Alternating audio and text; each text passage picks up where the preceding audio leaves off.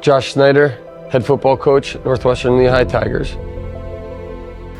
Then it is Josh Snyder, inside handoff, gets some nice blocks, makes some. You know, when I think back in my youth and growing up, it may have had a really big impact on me and and my family. Sports was a big thing.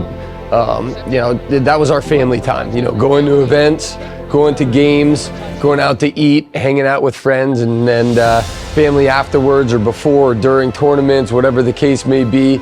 It's just a big deal around here, and that was the start of things for the most part in the 80s and in the 90s for Northwestern to really put their name on the map, so to speak.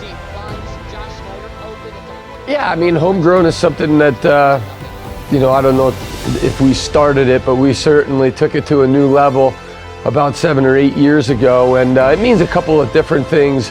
One, for a lot of us, we grew up in the Northwestern area, and for us coaches, there are 3 or 4 of them on staff that our parents or grandparents either lived in the area or taught in the district or had something to do with it, and we can see kids that are having a similar background as us, meaning their parents also went to school here, and it sort of feels at home. We feel a sense of pride in the Nutripoli and Northwestern community. Feel a sense of knowing each other and familiarity with the different stores and the different shops, and a lot of these different families continue to support and help us. But it also means we can't go around and handpick like certain other school districts can. Not that we're trying to throw shade at that. We're just proud of what we're able to accomplish with who we have.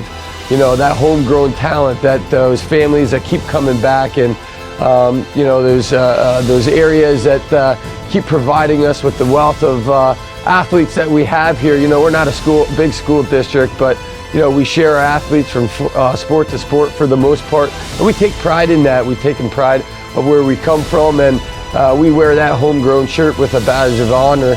Just to go out there and show that you can do it. You can do it the right way, and if you have the right people in place, it could be a great thing. It just kind of became kind of a team motto or mindset that we want to keep these kids and we want to win with these kids, and hence the term homegrown. Not going to greener pastures or looking to go to greener pastures or whatever the case may be, but we'll win with kids that want to be here and kids that have lived their whole life here and want to play for us. The other part of that though is obviously like you mentioned, like Josh has sons in the youth program. My son is in 7th grade. He's on the middle school team now, but he played NYA all the way up through. Him and Josh's oldest son Trey are best friends. So that's kind of what we're talking about, homegrown. Like you have these memories, you have these wins, and even the losses that you share with these kids that you've played your whole life. Like you have the highs and you have the lows, but you're going through it together, and literally you're homegrown. In Northwestern District, and again, not really leaving for any particular reason, just seeing it through till the end. So yeah, we've embraced that. We have shirts with it. I know Josh has expressed it in interviews from time to time, and yeah, it's something we take a lot of pride in for sure. You're playing with your buddies from back in 1st, 2nd, 3rd grade. You have a bond that is just unmatched, and then with the coaches playing, them coming through the system, I mean, you're looking up at the records and you're seeing some of your coaches with the holding records, and then their buddies are up in the stands watching you play, coaching their kids. It's really cool. It's something that you can't get anywhere else. Yeah, I just think playing with these guys just makes a better bond for the future. I mean, we knew everybody knew each other on the team and loved each other, which has really made us successful. I mean, I remember in the summer, we were just playing golf and stuff with each other, just having fun, having a good time, and just enjoying their last season for some of the seniors like Ben and Devin and Clymer and Blaine. But yeah, I just feel like the bond that this team had you can't compare to this. It's a family, 100%. getting to play with these guys from such a young age, you become so close and you just grow such close bonds. I think it's part of the reason why we were so successful this year. Just getting to play together for so long. It's an amazing experience, something that not everybody gets to have. It's more of a set of values that we have. With all of our sports here at Northwestern, you're not buying your wins, you're not buying your championships. You get an occasional transfer here and there, but that's the exception rather than a rule. Most of the kids that play for us end up coming through our system all the way up through NYAA to middle school and then high school, and then some of us actually come back and coach.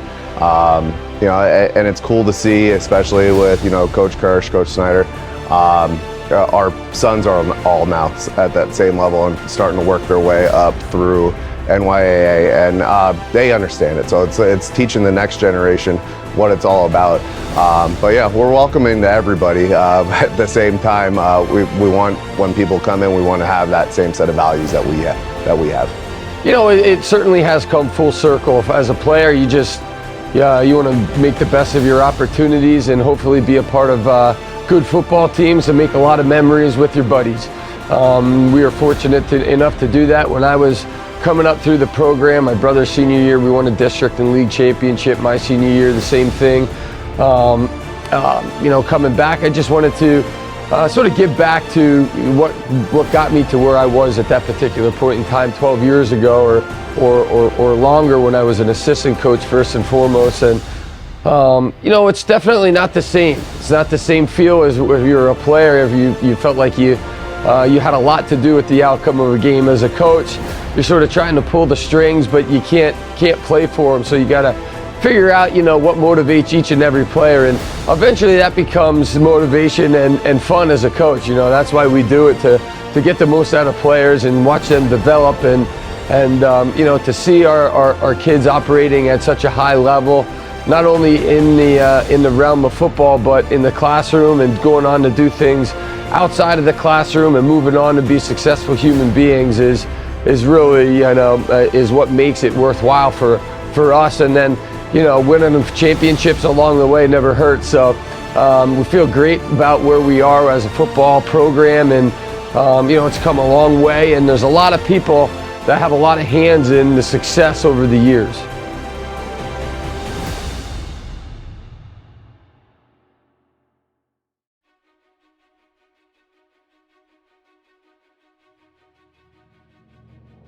Each team, every year you get a different group of kids, different sort of personalities.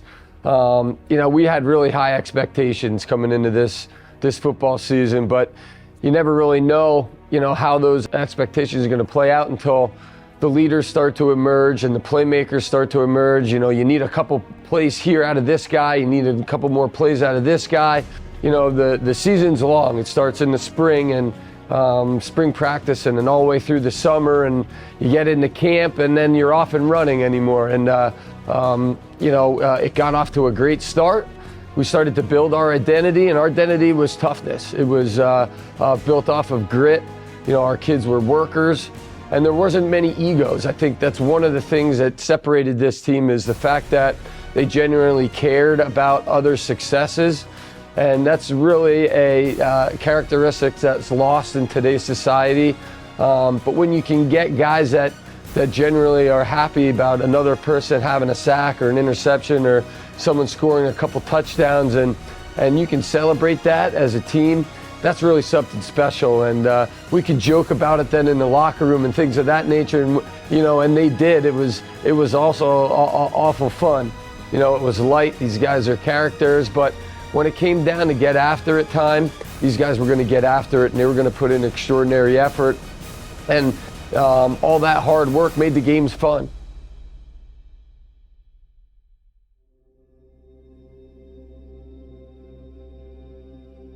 Yeah, coming into the season, there's definitely some questions that we need to answer, like who's going to fill Cade's spot, who's going to be the new QB. Had a couple O-line positions that needed to be filled, specifically the right tackle and left guard position. So, there's definitely some questions. Didn't know how it was going to play out, but, we were obviously hungry to go back to a district championship. We knew what one felt like, previous years we came up a little short. We were able to get one. You know, we were returning district champs, which was one thing, but everybody knew we were a team filled with talent the year before. We had Cade and we had other guys who were making a lot of plays, and so when we lost them, it was something that, you know, a lot of people didn't expect us to be able to duplicate what we had just done. But the message in our locker room and throughout spring ball and camp and all that was, man, we got just as much talent. You know, we might not have that superstar, that Cade, that's somebody that, you know, is able to break off that huge play anytime we need it, but we have this solid team, just a team that wants to win, and a team that is gelled together, and a team that just works so well together that we're going to be able to do great things this year. So we had all the confidence in the world coming into the season, and it showed, and it only grew as the season went on. Yeah, you know, the coaches know what it takes, and they really let us know that. You know, their coaching philosophy is something else. I feel like that's what really made us such a good team this year. It's the friendships, but it's the coaching. Friday nights are really special. I mean, the whole day, you can't really get much done in school. Your nerves are running. And then you finally get at that bell. When the bell rings, you kind of know it's time to lock in. We have a little team dinner with the guys, another part of that bond that we have. And then it's probably around 5 o'clock, we get down to the locker room, kind of start locking in, getting ready for those warm-ups. And then as the night goes on, 7 o'clock comes around, and then you see all those fans in the stands, and it's filled up, the students are there. It's an awesome feeling, just seeing the whole community come out to support a team on each Friday night, and then especially so long. Like, I know some people probably got sick of it, like coming to all the blowout games, but to see them still come out and enjoy this team, it's just really special. Yeah, I mean, listen, if you've been to a home game here on any given Friday night, it doesn't take long to figure out what kind of home field advantage we have.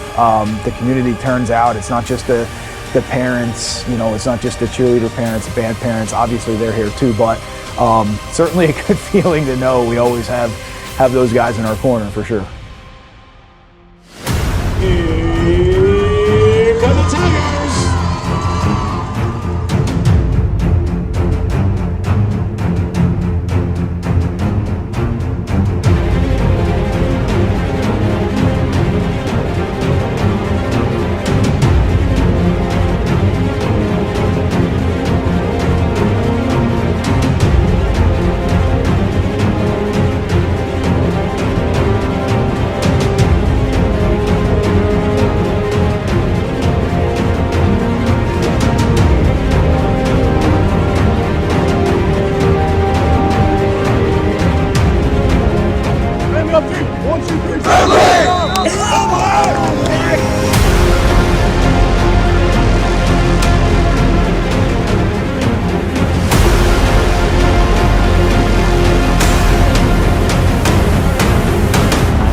With a three-step drop, wants to throw the post pattern, caught for a touchdown, and Devin Hildebrand brings it in.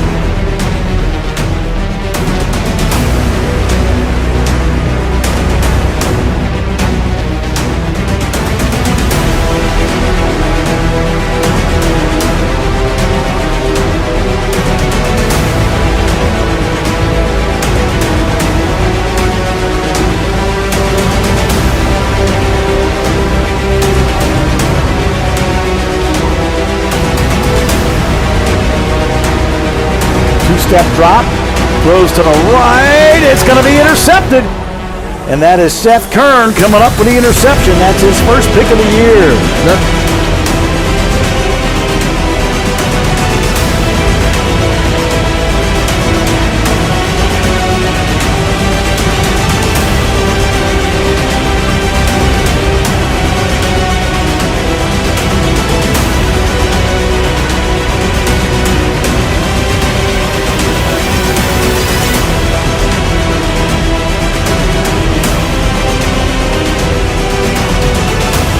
So, two-step drop. Here's a toss. This is picked off. Intercepted just beyond midfield.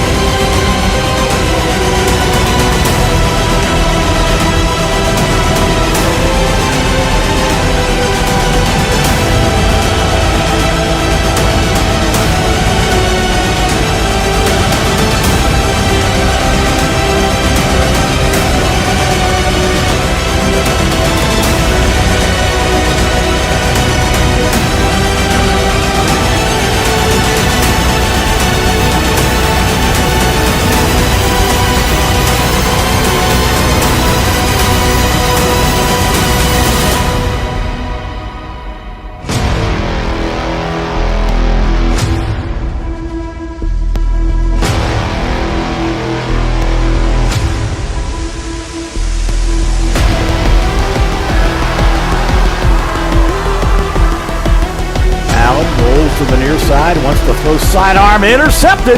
That's picked off, and he will take it into the end zone for the touchdown.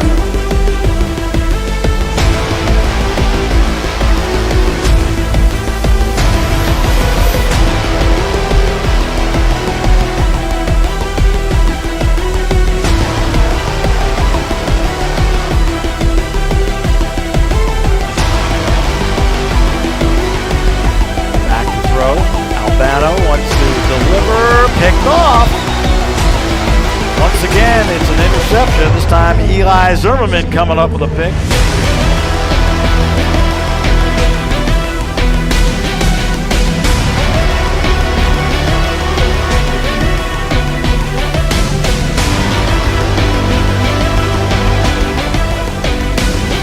Pass, and here comes the blitz. Anderson throws, it's intercepted, picked off and returned down to the 2-yard line.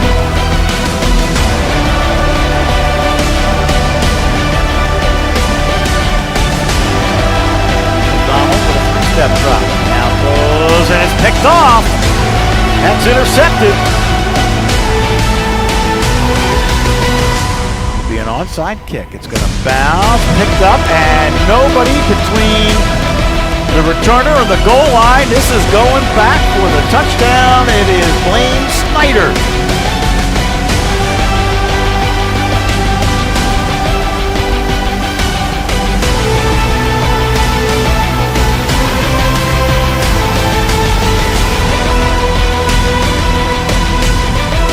With a nice return down the near sideline and taking it close to the 5-3 touchdown is Zimmerman.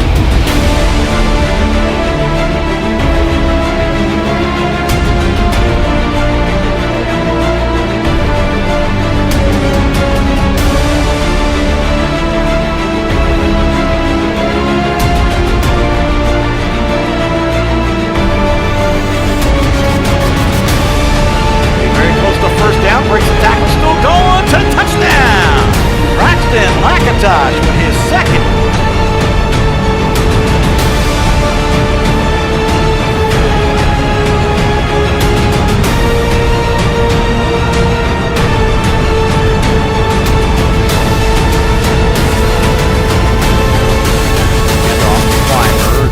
Big hole up the middle, still going. To the 20, gets outside. To the 10, to the 5. Did he get the corner? Yes, touchdown. Dalton Clymer.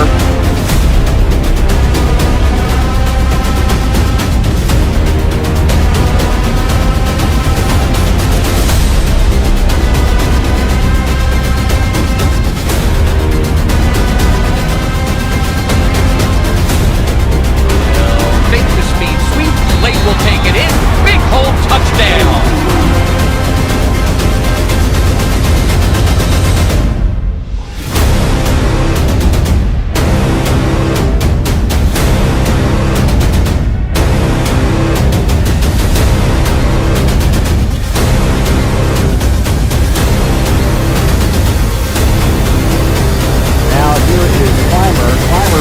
Second level, straight up the middle to the 10, to the 5, touchdown!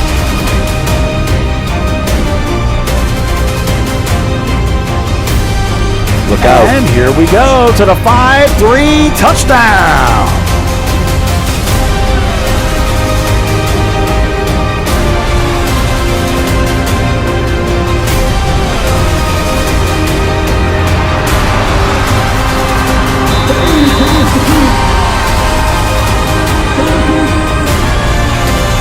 Take the Clymer. Lay wants to throw deep. Man wide open. Caught for the touchdown. That is Shane Humes.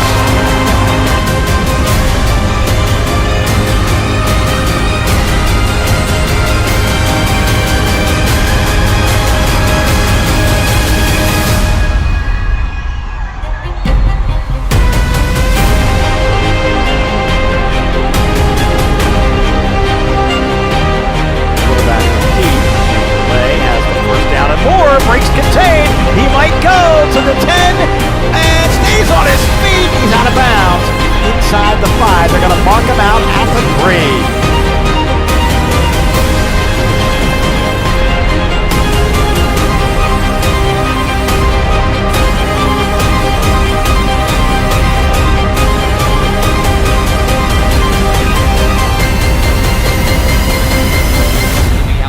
They fake to him. One of the green over the middle, and they do to Matson. Matson up the middle, bounces to the outside. Matson to the 5. He's knocked out of bounds, or did he reach in? He did. Touchdown. Go with Dalton Clymer. He's got the first down and more as he cuts back. He's across the 50. It's a foot race now.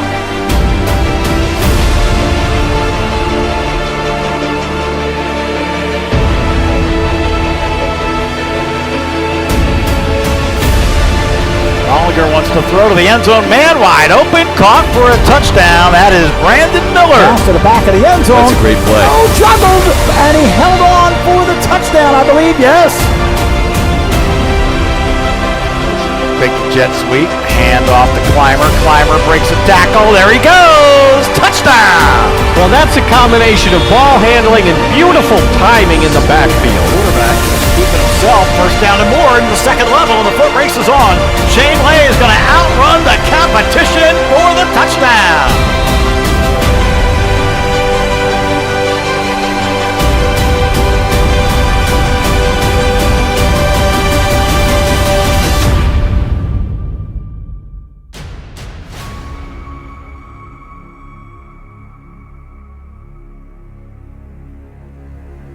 When you look at games, league games, regular season games, at a certain time in October, you got to start thinking or saying to your team, hey, these are now championship games. You know, every week's you got to play better than you did the week before. And weeks 1 through 9, we didn't necessarily know what we had. Because as a coach, you go through it and there's highs and lows of the league. We're like, are we this good, or is the league just kind of down this year?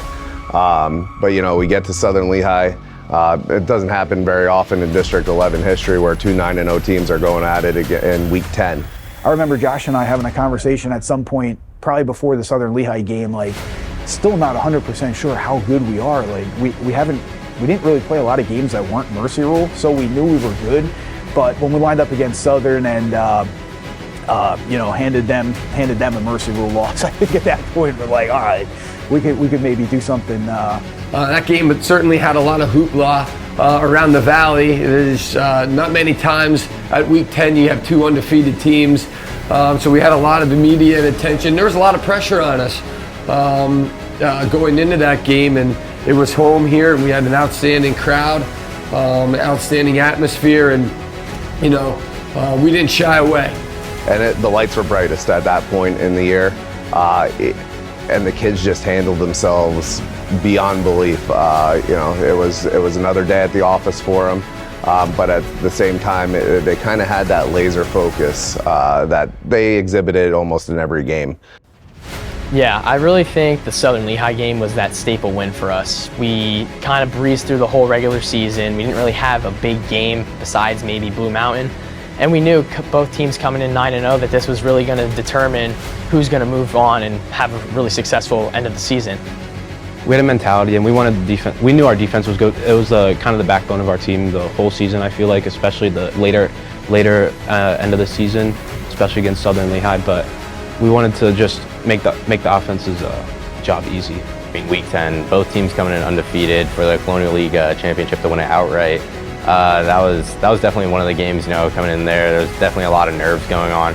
They were talking about how Southern has this kid, has that kid. They were always ranked higher than us in the weekly rankings. They were 1, we were 2. So there's definitely some nerves going into that game, but we came out, played our game, and it resulted in the scoreboard. I think the score was 42-14, so big win for us, and that's when I was like, wow, we can go far.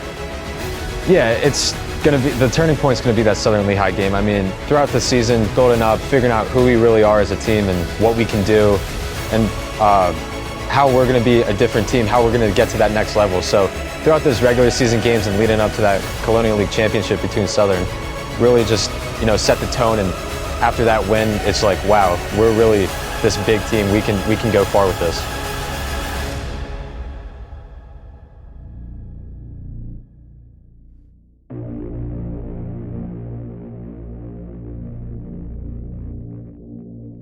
They circled this game at the beginning of the season, and the anticipation grew with each win. And now here they are, 2 undefeated teams from Tiger Stadium. It's 9-0 Northwestern and 9-0 Southern Lehigh. It's a rarity. We've only seen it a couple of times in all the years we've been doing this, 2 undefeated teams here in the final game of the regular season. Yes, usually, the last week it might come down to who's going to make the playoffs, who isn't. But this has been building for weeks.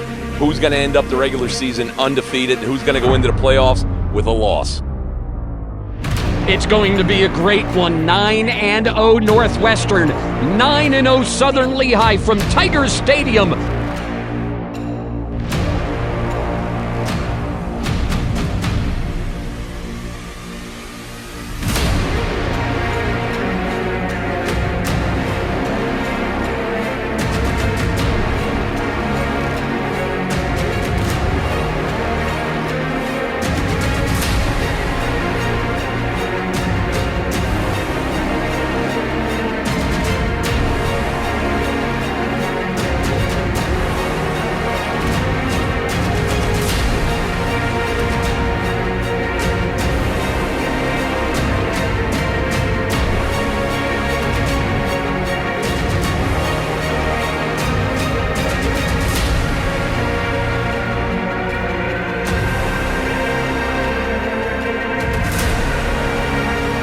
To throw near side. Bingo!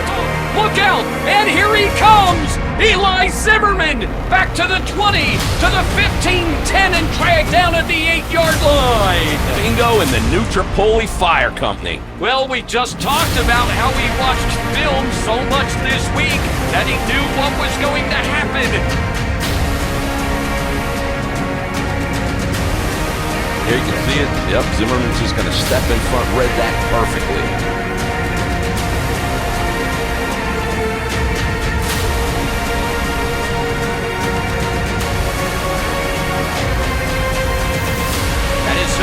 Across in motion, Clymer on the give. Clymer gets hit at the line of scrimmage. They keep it in the hands of Lay, and he takes it in for the touchdown.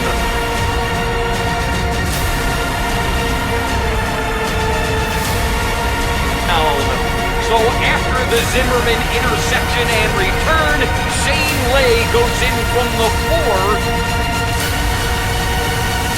The extra point kick by Seth Kern is good. He's 39 of 45 on the season. And Northwestern strikes first. It's Northwestern 7 and Southern Lehigh nothing.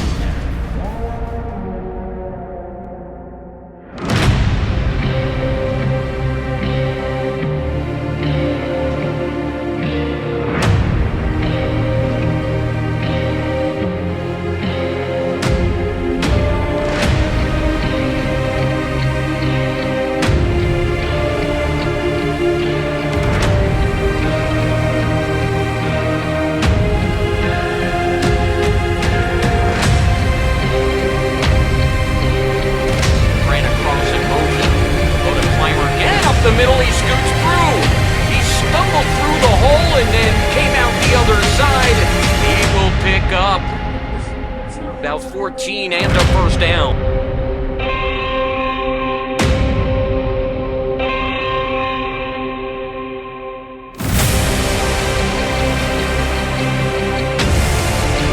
Steps up to take the direct step. He takes it, gets through the hole, comes out the other side. Still going. Still going.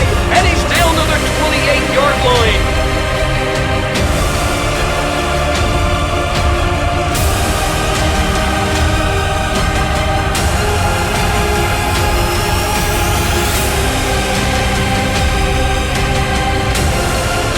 And Lay is the tailback at the direct step, the climber, and he'll take it in for the 1-yard touchdown.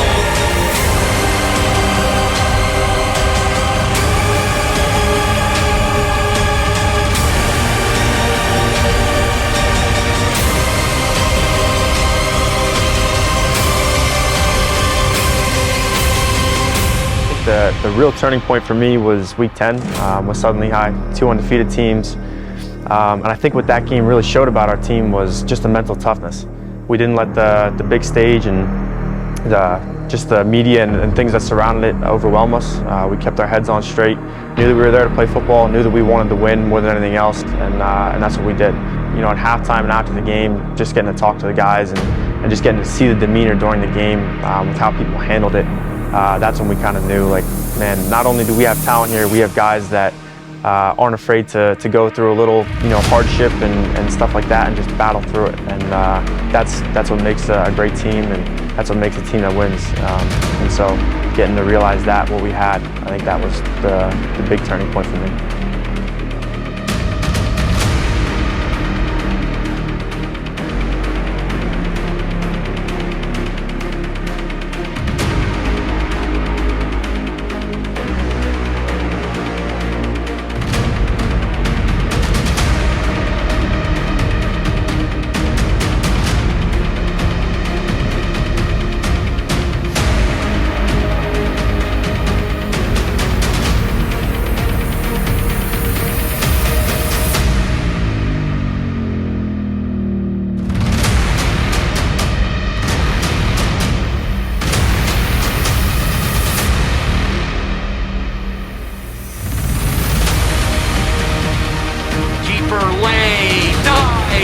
Touchdown, Shane Lay with his second touchdown of the night.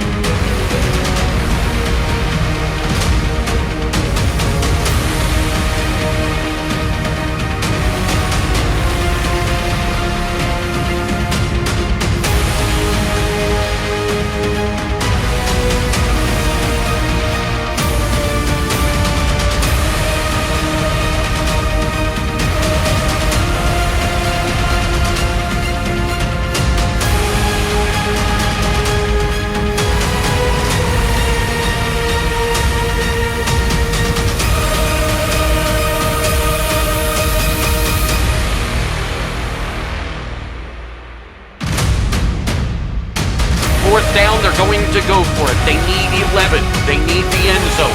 Fritz pumps right, pumps left. Nothing there. Down he goes! He is sacked by Briar Reichard.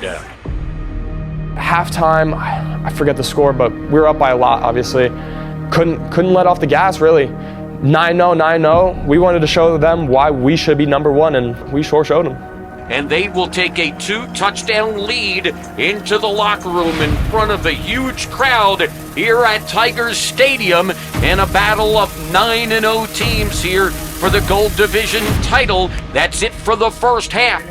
It's Northwestern 21 and Southern Lehigh 7.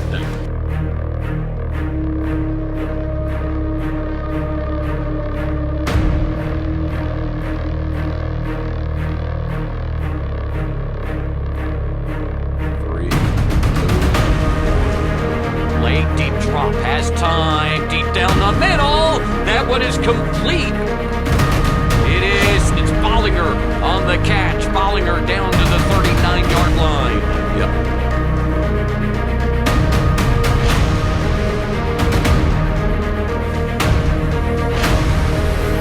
He'll go left, he'll have the first down, he'll bounce out the other side, inside the 10, and dive down to the 5-yard line.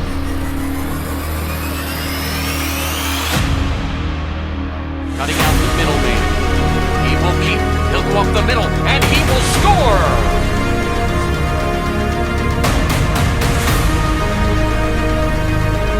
Dalton Clymer for the 6-yard touchdown run. It's his second of the ball game, and the Tigers take the second half touchdown.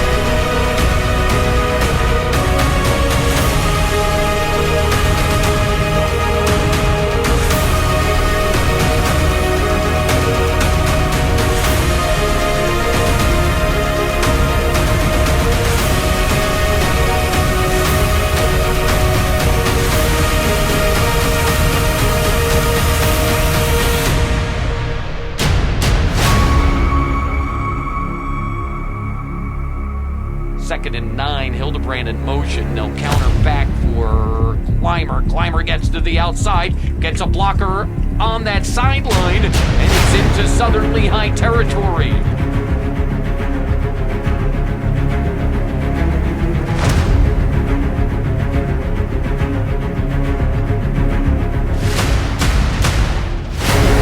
Clymer hesitates, now comes to the near side. He has the sideline, he has Hildebrand out there blocking. Out of bounds at the 16-yard line.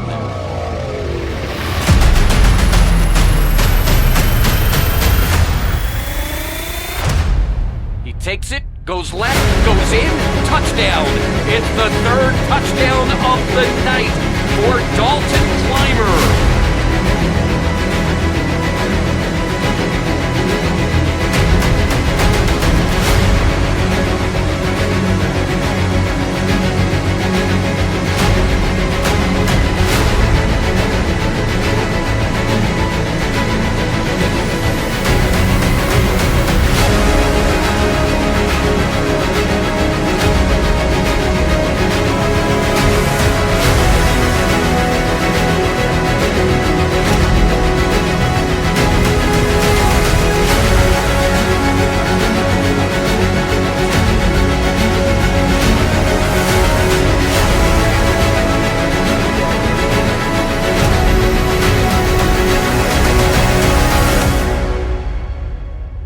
Hildebrand on the give, slips a guy in the backfield, and he is in for the touchdown.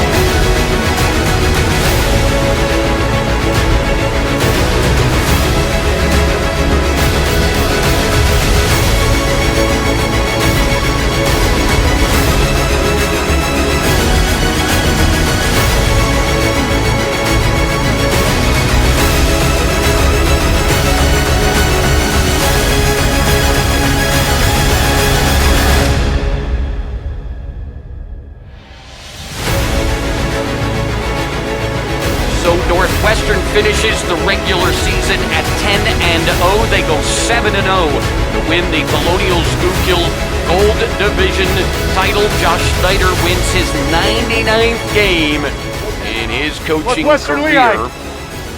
As the Colonial League Schuylkill League football chairman, it is my honor and privilege to present to you the 2023 Colonial Schuylkill League Gold Division Championship Trophy.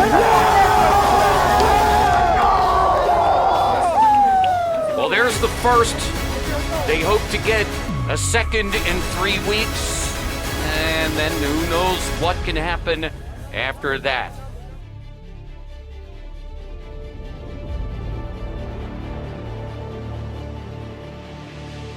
That game, the media, everything before that whole week leading up to the game, it was huge. It was something I've never really been a part of. But I think that once we beat them, we kind of knew. Yeah, I think once we beat them, we knew we had something really special happening.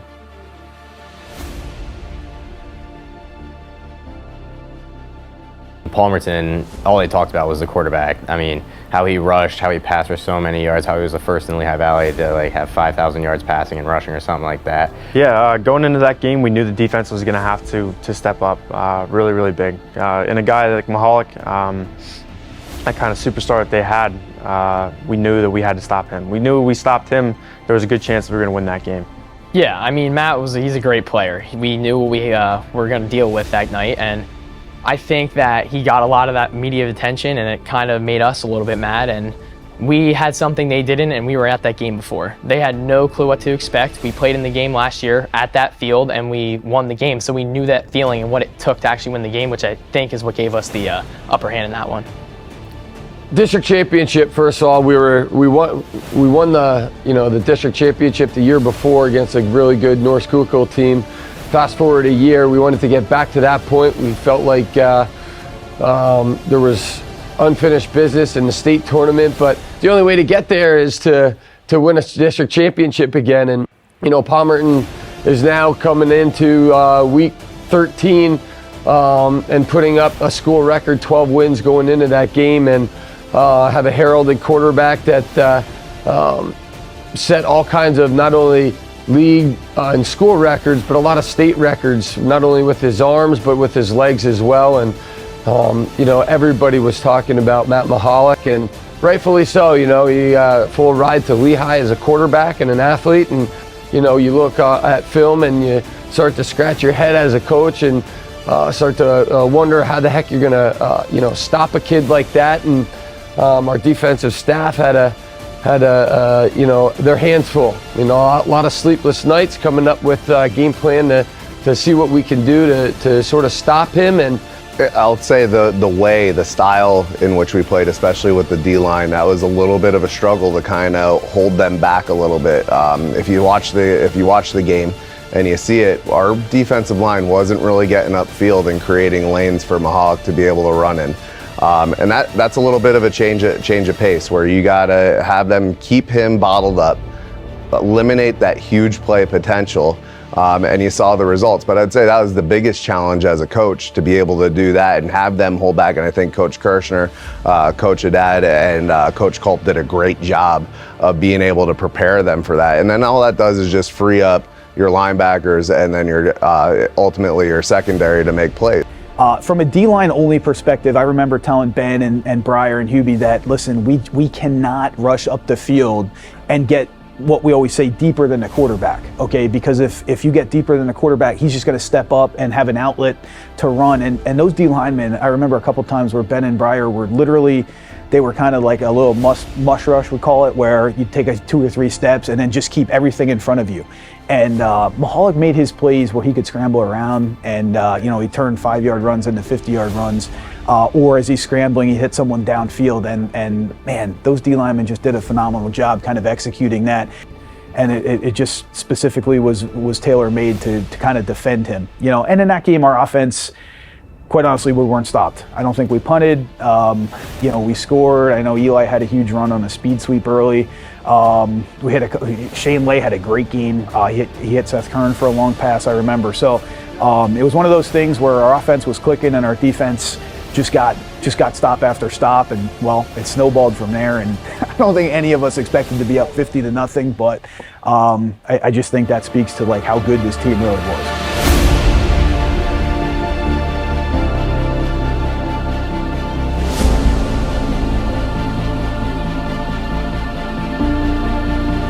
It's 12-0, 12-0 for the district championship. Palmerton and Northwestern for the District 11 3A title.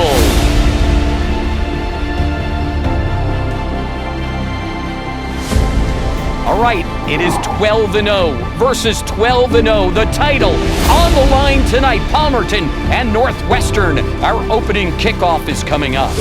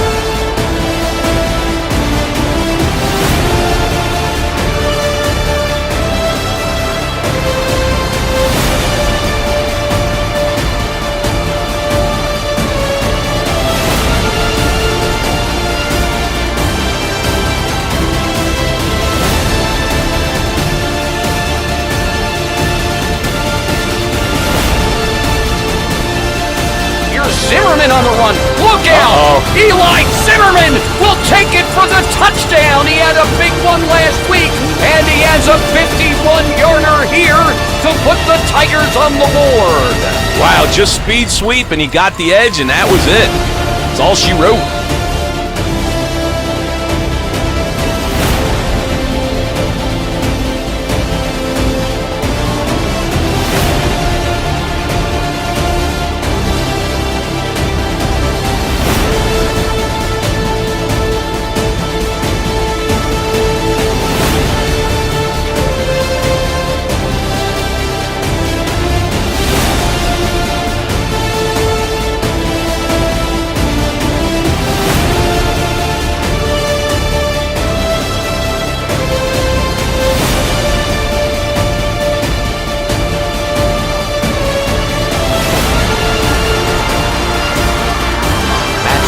In motion, they fake to him right. Now want to go deep.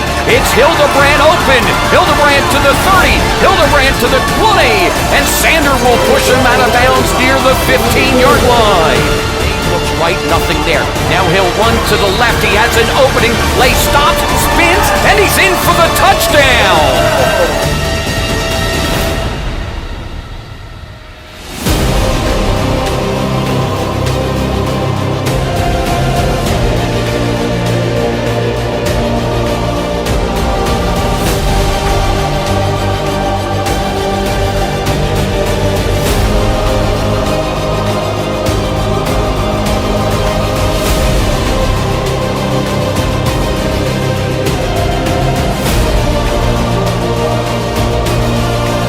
Receivers again to the near side. Mahalik fakes that way, tries to run, and he's caught in the backfield by Briar Reichard.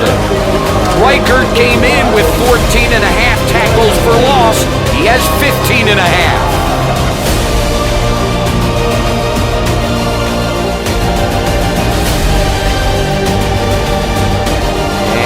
Goes again, spins away from a defender, bounces off another, now Clymer into the open, makes a little move, and then he dives down inside the 25-yard line.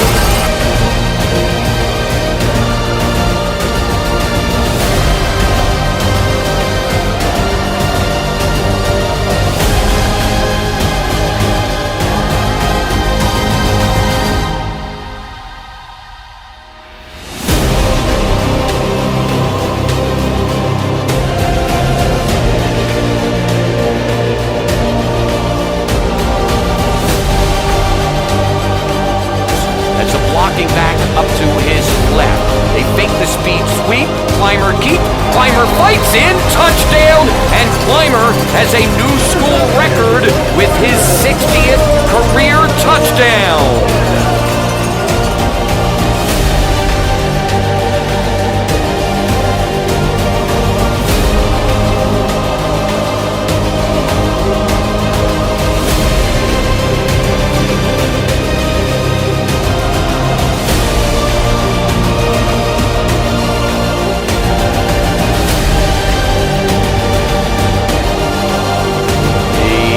Popped up to the 30, fumbled, and who's got it? It's still loose under there. The Tigers have it. It is recovered by Landon Matson.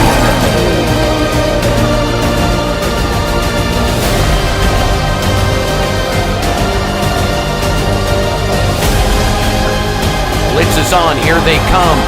Lay gets away from it. Goes deep, wants Kern, he's got it, touchdown! Kern got a step on the defense, makes the catch with the man right there in his face, and he's got the touchdown.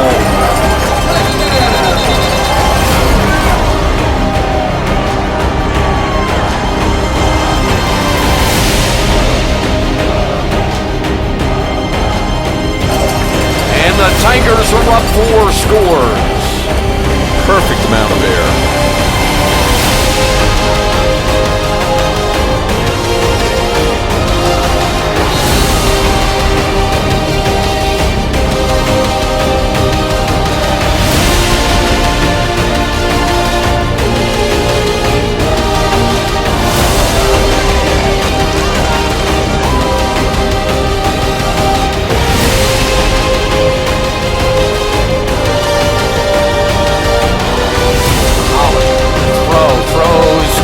Sanders and then intercepted.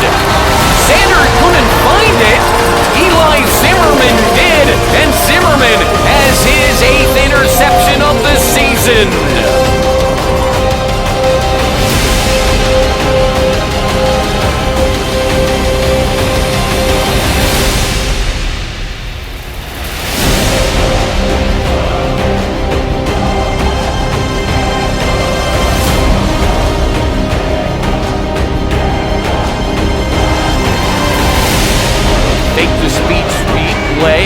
Hesitates, finds an opening, gets a block downfield, slips a tackle, and he's in for the touchdown.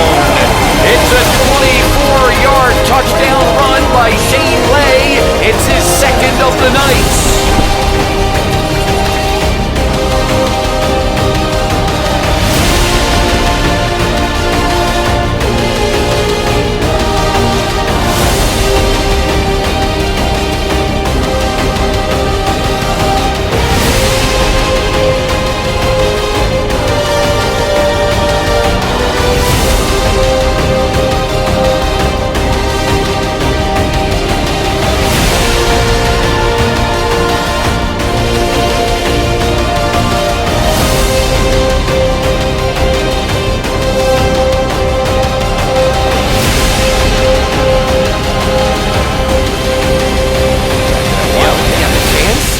Going to take the direct snap, and he's going to get in. Touchdown. Dalton Clymer in for the touchdown, and that is his 2nd of the night.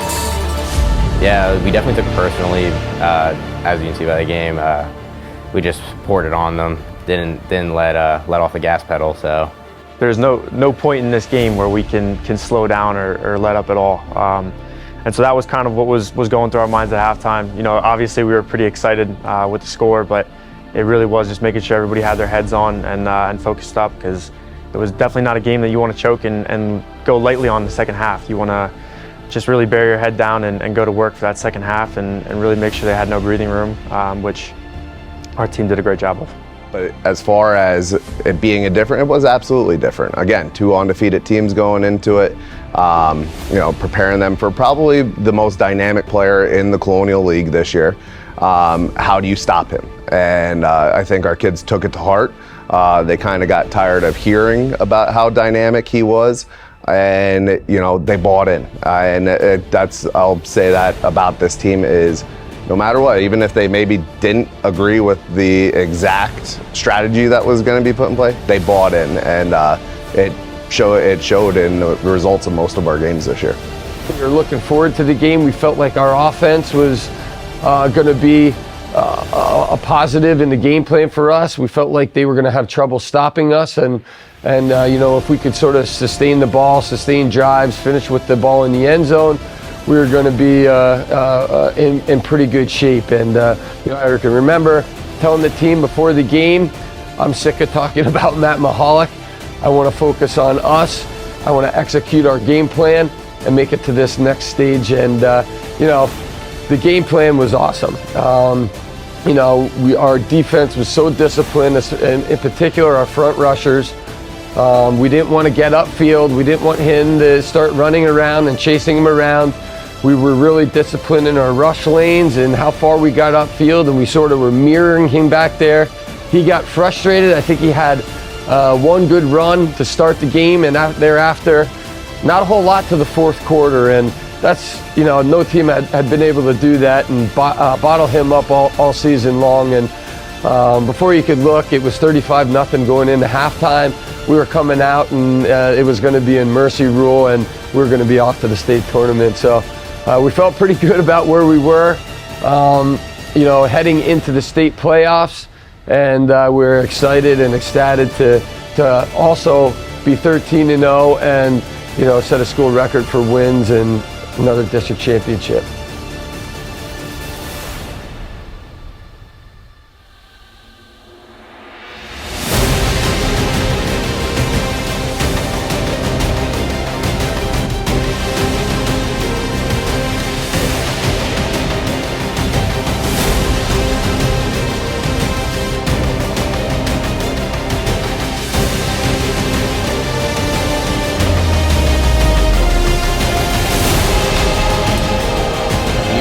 Is Hildebrand.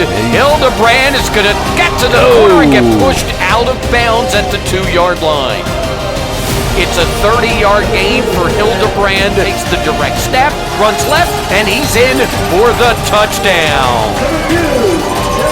Devin Hildebrand with his 4th touchdown run of the season and his 12th overall.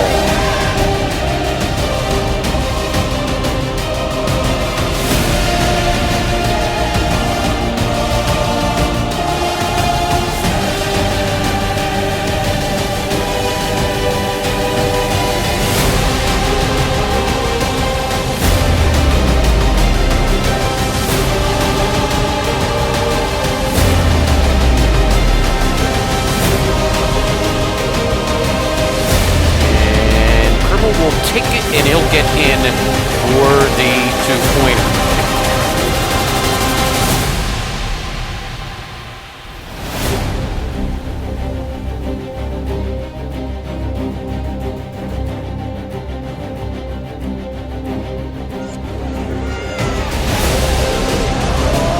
And Northwestern is your 2023 District 11 AAA champions. They win it 58-8.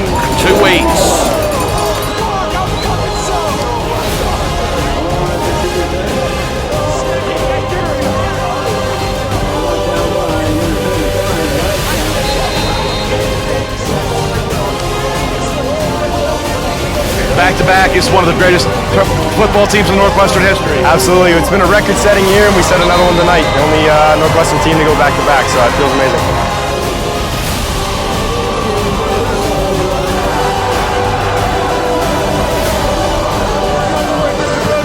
It's my honor and privilege to present to you the 2023 NCAA District 11 3A Championship Trophy. Tell me about winning back-to-back here and moving on, and what an incredible season. Oh, it's crazy. You know, my freshman, sophomore year, we made it to the district championship both years, but we came up short, and it's great to come back all 4 years and, you know, finally get 2 wins. It's great. Congratulations. Thank you.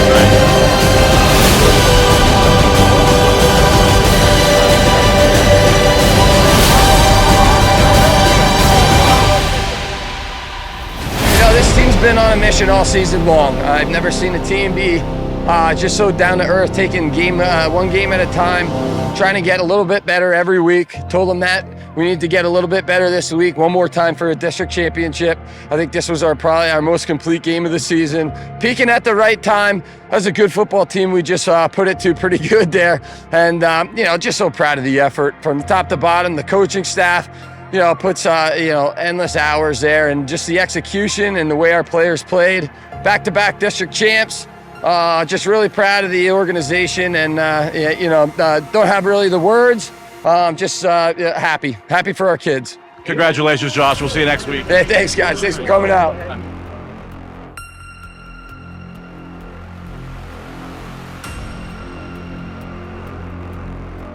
We played Scranton Prep in the first round of states, and they came down here. We had a home game, which was awesome. The TPAC was huge, and they hit a long run right in the beginning. It was in the first quarter, and it put us down 6-0. It was like a 50-yard run. Two backs in the backfield to the left of the quarterback. They fake the speed sweep up the middle. Paris slips away, then does again. Look out. Paris to the 20. Paris to the 10. Touchdown, Lewis Paris. And we were down, and like you said, we weren't necessarily used to that. And from there, I think it ended up 28-6. So it showed us a couple things. Scranton Prep was really physical. We had lost the year before in that same round of states to Newman Goretti. So we were battling a couple things. Can we be as physical as this team? Is the memories from last year still there?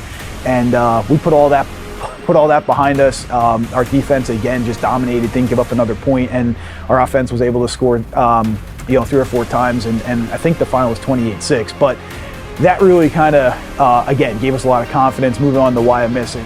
Glad to have you along here at Tigers Stadium for Northwestern. They come off a huge win over Palmerton in the district final. Scranton Prep already has a state win, an impressive come-from-behind victory against Newman Goretti. Yes, and you can tell, even, we were at the district game last week. State game just has a whole different feel to it. And at this point in the season, everybody's good. So we're going to see a lot of good defense, a lot of good offense. And I think the thing about these two teams, and I got to see Prep last week, they are two gutty teams.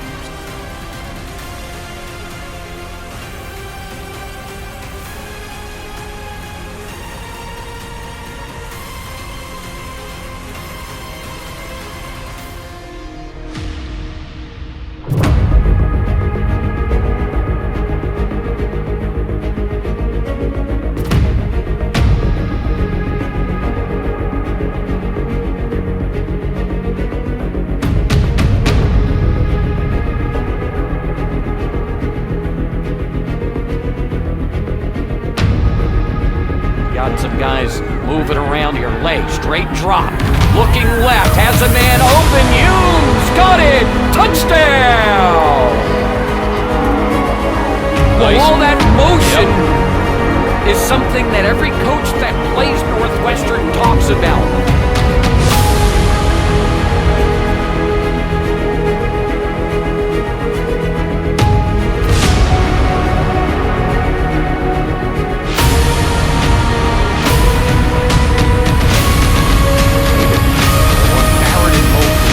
The middle, Palermo, and he stopped. In fact, the ball comes out, and the Tigers are going to have it. Ben Walters, someone knocks it loose. Nice.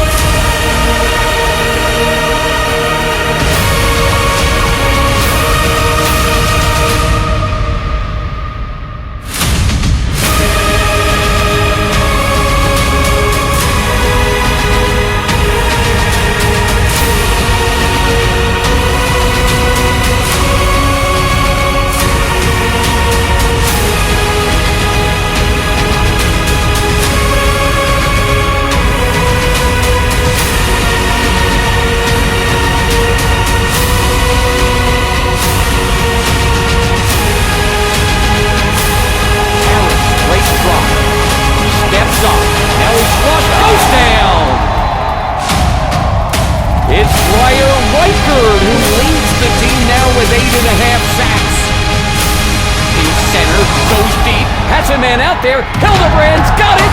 Oh, how did he make that catch with Jamie Barrett there? What a catch.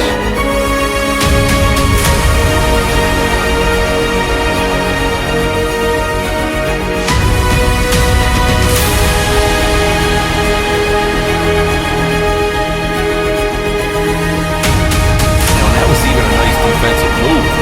Clymer, touchdown!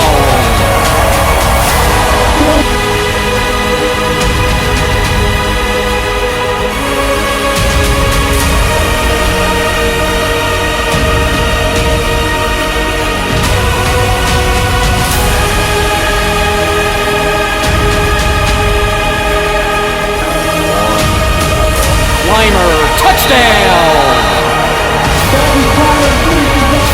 Dalton Clymer with his third touchdown of the night.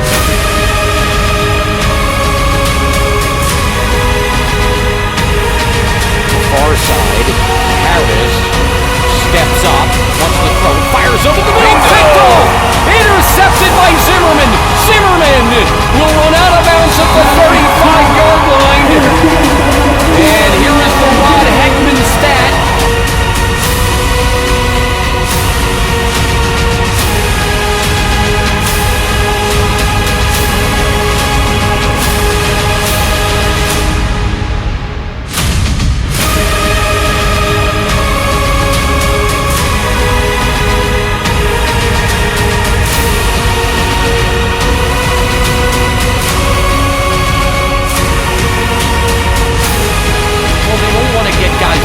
This one's deep over the middle, intercepted.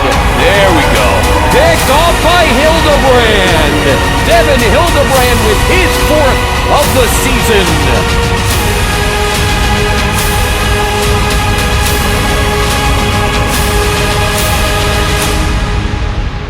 And Northwestern is going to the state semifinal. They'll win it 27-6. Defensively, just another impressive performance from you guys. Yeah, great job. Great game plan by the coaches. D-line played great. They were great up front. Linebackers, they did great. And then Eli with the interception, obviously. Secondary did a great job as well. You guys had little struggles on offense early. You guys punched that one in and from shooting through it to you there. Tell me about the offense coming alive there. Yeah, we started off slow, but then we kind of got into our rhythm like we always do every game, and kind of ground and pound. Line did a great job. Clymer did a great job running hard. Same with Eli. Yeah, you guys moved to the state Final Four. How's that sound to you? It's great. It's great. It's great. I don't really have words to explain it right now. I mean, it's unbelievable. All right, thanks a lot, Shane. Shane Lay will bring you in here now. Tell me about offense. Kind of sputtered a little bit there at the early, but then you really got it going. Yeah, you're gonna have those type of drives, just 3 and out, gotta go punt it. But we bounced back. We had energy. We were so hyped for this game, and we came in, punched it in on the second drive where I threw to Shane, and it just started from there. And everyone played great. Coaches put together the game plan for us and helped us win this game. So got to give it to everyone on the team. What's this journey been like? 14-0 now. It's just, and you guys have been dominant. Yeah. We came in this season not really knowing what kind of team we were going to be, who we were. A lot of spots to fill from seniors leaving last year, but we stepped up since the beginning of the season. Just continue to move forward, and now we're in the Final Four. Congratulations on the win. Good luck next week, Shane. Josh, you told me earlier this week that 13-0 seems surreal. What's 14-0 seem like? Unbelievable. Hopefully I'll have some time after the season to sit back and reflect a little bit on what this group's been able to accomplish. And we're not done yet, is what I told them. I'm not ready to see those great things now. We're going to dig in, enjoy it this weekend. But what an effort. What an effort from the top to the bottom. What an effort by our defense, getting 3 or 4 turnovers. After the first drive, keeping up the goose egg the rest of the game. Our offense made plays when they had to, left a couple points on the board here or there, but our defense had our back tonight, and what an outstanding overall team effort. Like I said, so proud of this group. 14-0 sounds fantastic. In the Final Four sounds even better. You said the defense. You've held Southern Lehigh, Palmerton, now Scranton Prep to a combined 28 points. The 3 of the best offenses in the state. You got to be proud of that team. Yeah, that's what separates. I've had a lot of great teams over the years. I think what separates us is that defense. They can get opportunistic stops. They can get turnovers. Gives our offense an extra possession or two a half. we're pretty good on offense too now, and being able to punch a couple in there, getting them out of their what they wanted to do. You know, they were a spread team, but they really wanted to run the football, and when they had to pass it, you know, we came up with some key interceptions there down the stretch. But you know, they made us go tonight, and they made us go all year long as well. So congratulations. We'll see you next week. Thanks, Mark. Appreciate it. So Northwestern will move on to the state semifinal next week.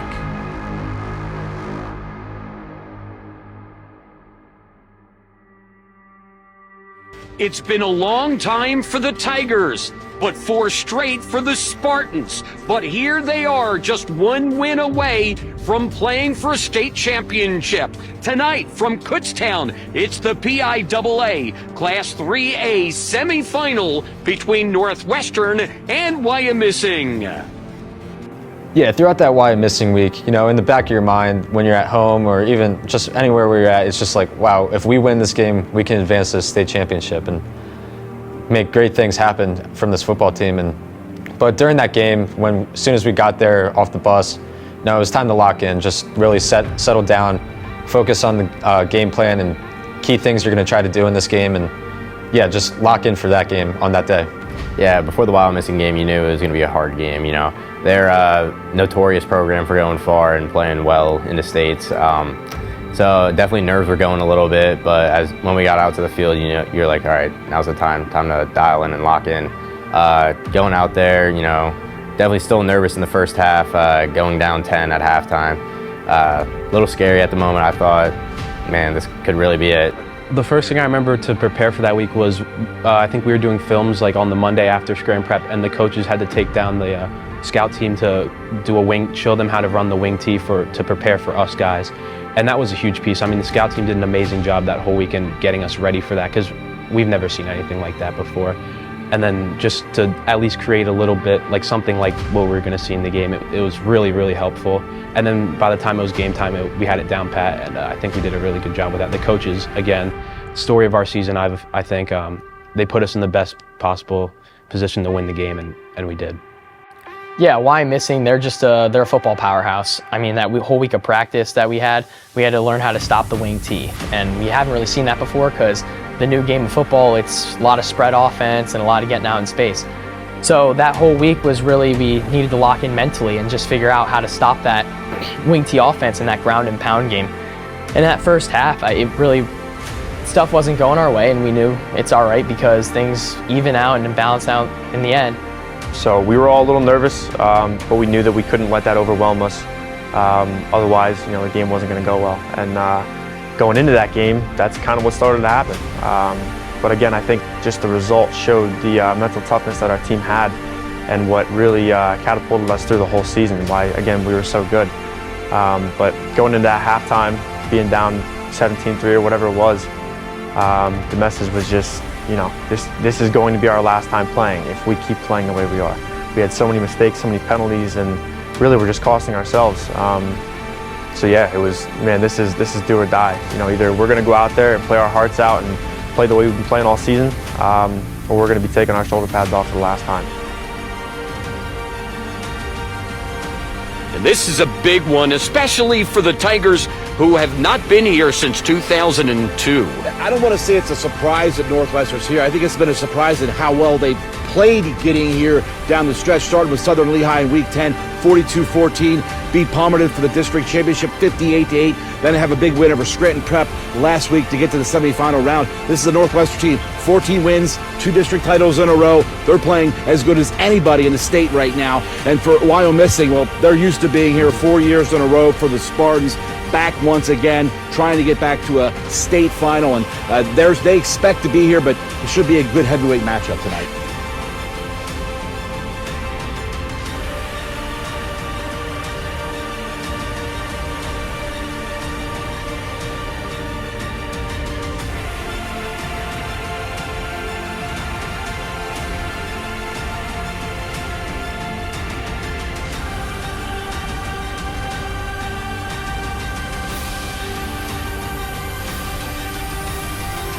Set to go here at Kutztown, Andre Reed Field, between Wyomissing and Northwestern. The winner will play for the state championship next Saturday.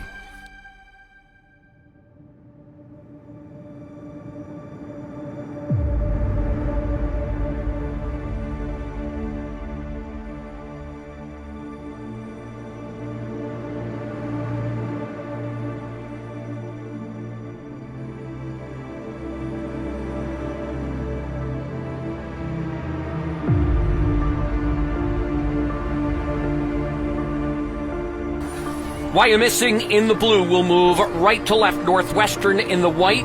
Left to right, Keegan Maher kicks off, and this will come down to the 9-yard line. Out to the near side, Hildebrand. Hildebrand slips a guy, and he is out to the 39-yard line, and that is where the Tigers will have their first possession.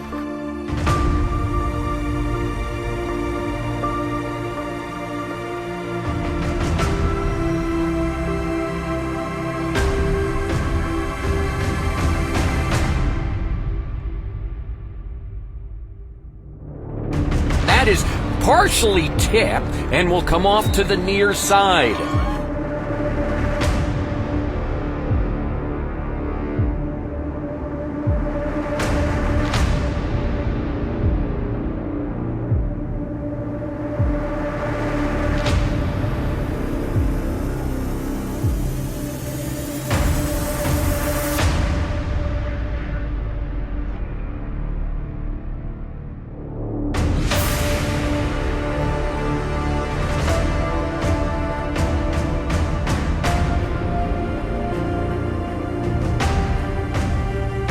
They're saying he simulated a snap. They fake the screen right, now throw the screen right. That is complete to Matson. Matson into the open, out to the 19-yard line, and a big play for the Tigers. Lay wants to throw, and he gets hit by Tyler Nadrowski.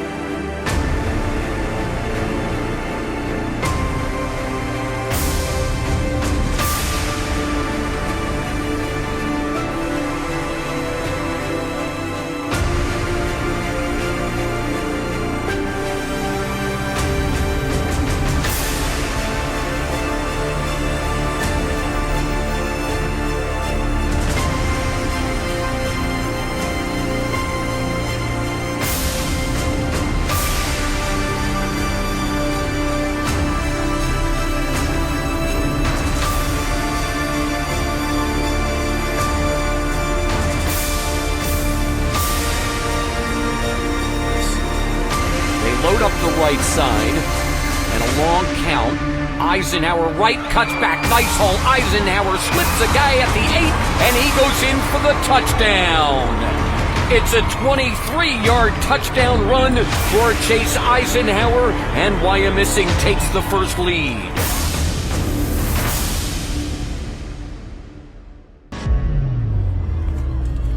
Northwestern looking to answer back.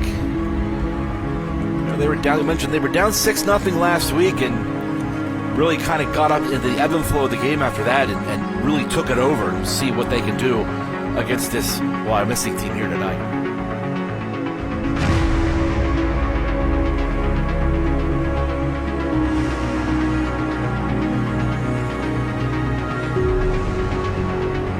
It's a 43-yard return. Here's Clymer. Clymer pulls some guys down inside the 40-yard line. His best effort.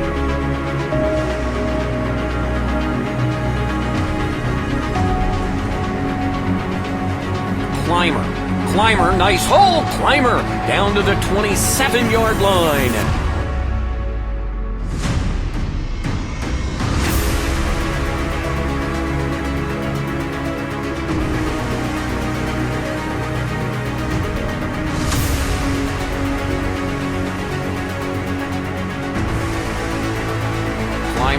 Cross in motion. They want to screen to the right side. Clymer's got it with some room to run. 20, 15, 10. Clymer, touchdown, Tigers! On a 4th down conversion, it's a 25-yard pass play from Lay to Dalton Clymer.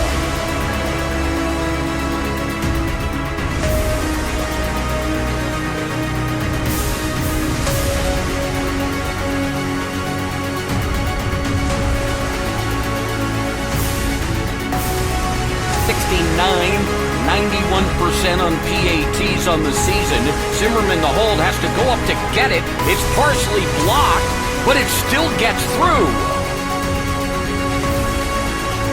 So the kick is good, and with 57 seconds left first quarter, it's all knotted up at 7.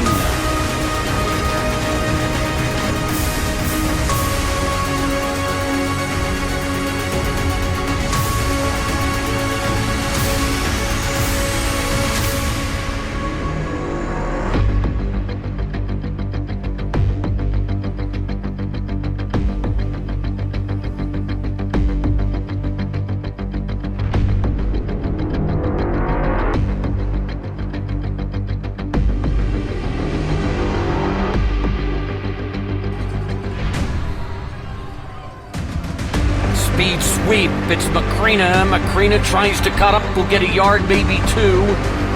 The Tigers there, Ben Walters and Blaine Snyder combine on the stop, and low snap. Maher's able to scoop, get off a pretty good kick that'll take a big missing bounce inside the 5 and down to the 1-yard line.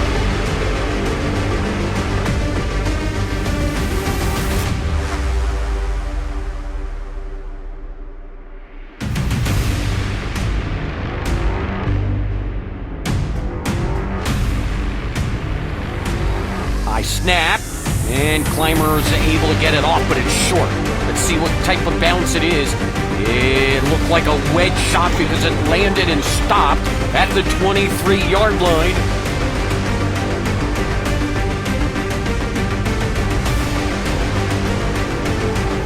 Quick toss near side, that is complete for Brower. Brower played immediately by Kern.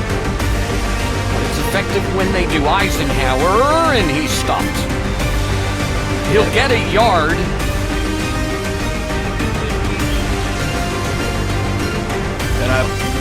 Tigers show blitz. They'll run this way. It's Riker Jones. Jones down to the 4-yard line. They'll run it around the outside. Hardy, and he gets thrown down. Great job by Eli Zimmerman to throw him down at the 3-yard line. The left side, here comes Jones in motion. Play fake, high, throws, end zone, touchdown. He's got Riker Jones out of the end zone. It's just the 10th touchdown pass of the season for Hyde, and Wyomissing retakes the lead.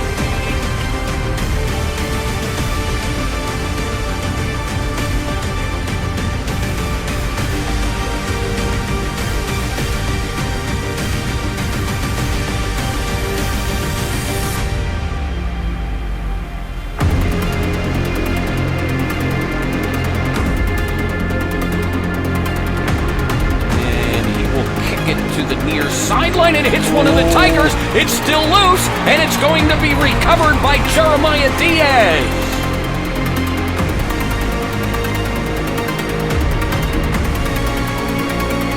So they load up the right side, play fake, Hyde to throw, throwing deep toward the end zone, incomplete, and a penalty marker is thrown.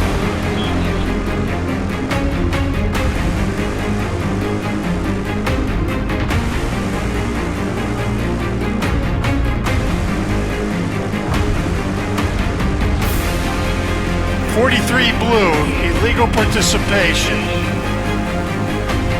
I think he might have had the wrong number. Hyde rolls left, wants to throw right. This is a play that they were real successful with. Throws downfield, nearly intercepted and then knocked away.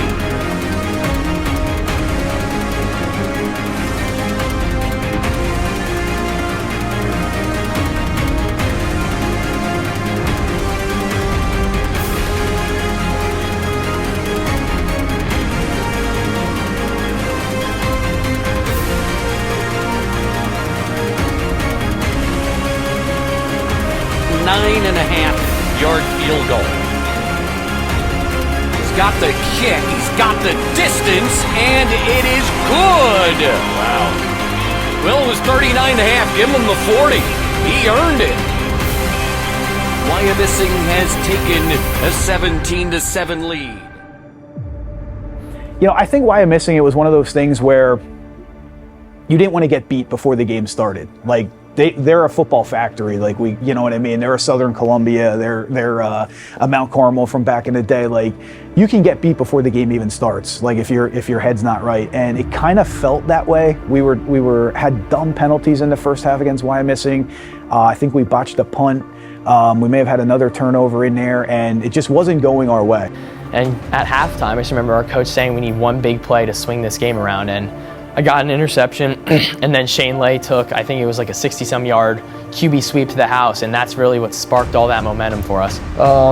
We get out in that game and made a ton of mental mistakes and didn't make very many plays. And, at 17-3 at halftime, and you're scratching your head and sort of trying to think about what you're going to tell the kids in the locker room. And, I just felt like honesty is the best policy. I've been honest with this group, forever. And the main point was, you better start playing football the way we're capable and know how, and had been all season, or we're going home and we're packing our stuff up on Tuesday. I'll be honest with you, I was a little bit more optimistic maybe than some of the other coaches, because I think we played our worst first half of football against that team.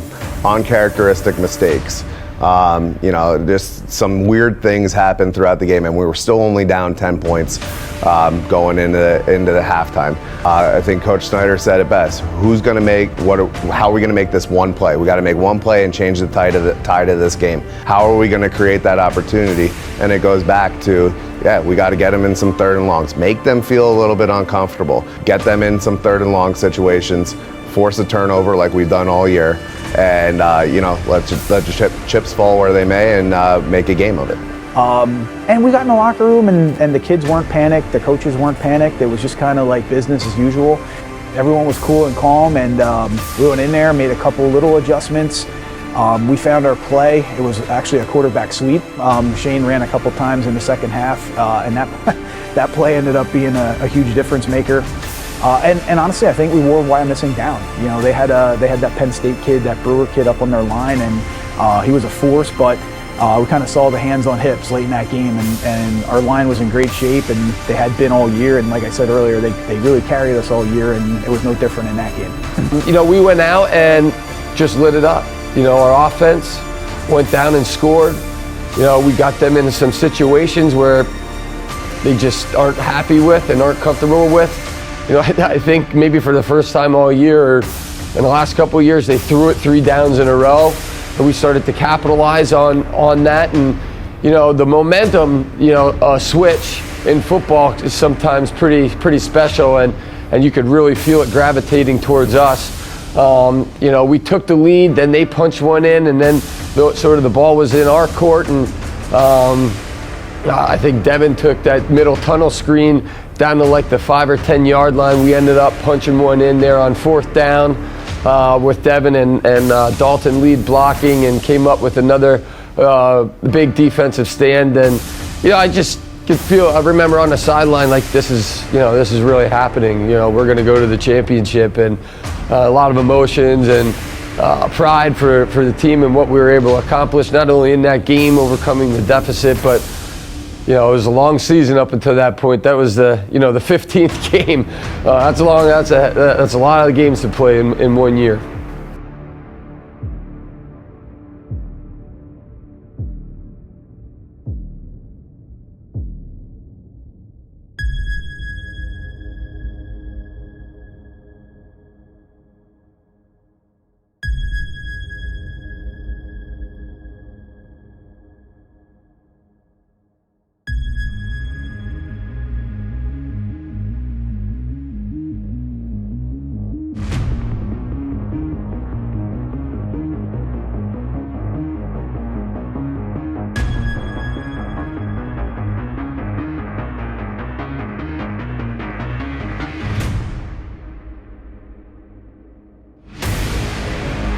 And Wyomissing's just going to come out toe-to-toe. Unbalanced line to the left side. They'll run back this way. Eisenhower is hit in the backfield by Ben Walters.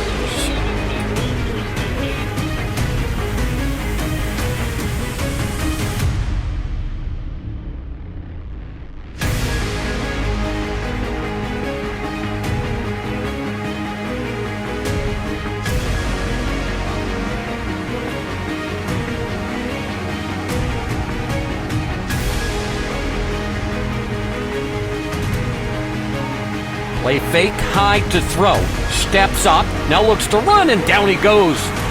The sack made by Breyer Reichard.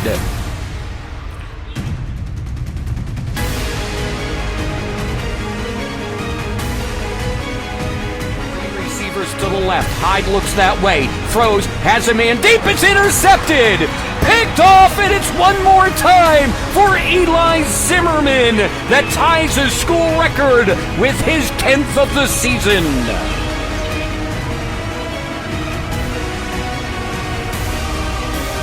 Second down and 9. Lay runs left. Gets a great block out there by Clymer. Looks out. Lay to the 40. Lay to the 30. And he'll step out of bounds at the 25-yard line.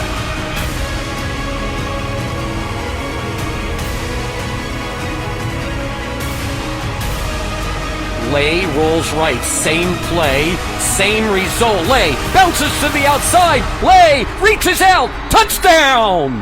Touchdown Northwestern! It's a 26-yard touchdown run for Shane Lay. That's his 9th of the season. 5:42 remains here in the third quarter of the PIAA Class 3A state semifinal. It's Wyomissing 17, Northwestern 14.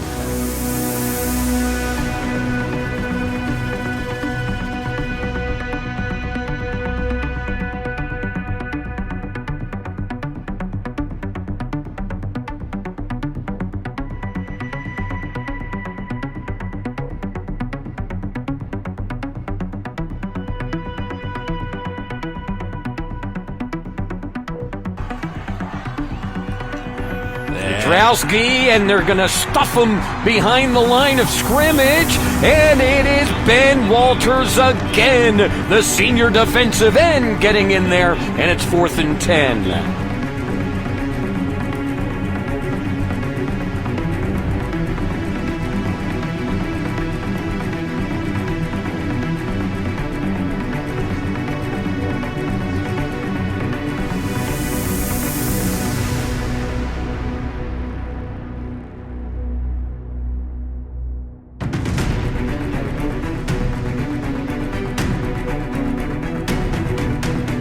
Clymer right. Clymer gets some blocks. Clymer into the secondary, and he dives to the 17-yard line. Clymer right. Clymer lowers the shoulder. Look at him push the team into the red zone down to the 3-yard line. Clymer again. He's got Humes up to his left. Clymer fakes the speed sweep. Clymer takes it. Touchdown. Tigers lead. Back-to-back possessions for Northwestern, back-to-back touchdowns for the Tigers, and they take the lead for the first time tonight.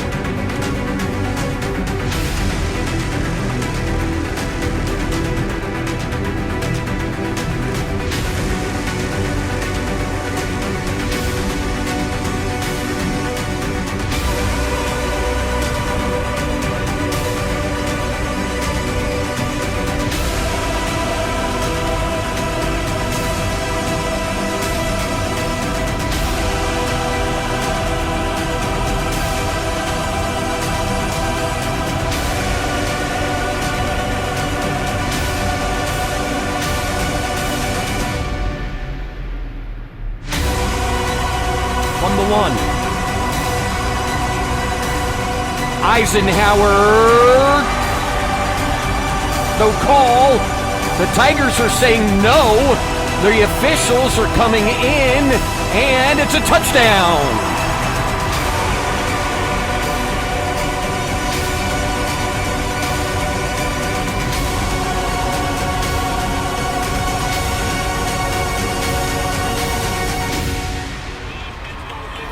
Five minutes, 43 seconds remain here in the fourth quarter. The lead goes back to Wyomissing.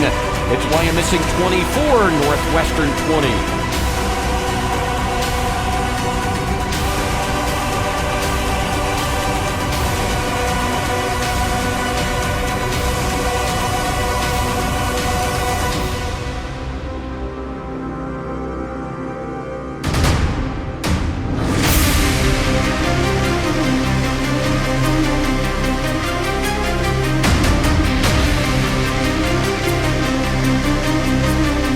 Backfield, lay, screen, middle, got it, Hildebrand into the open, Hildebrand to the 30, Hildebrand to the 20, Hildebrand tumbles down to the 12-yard line.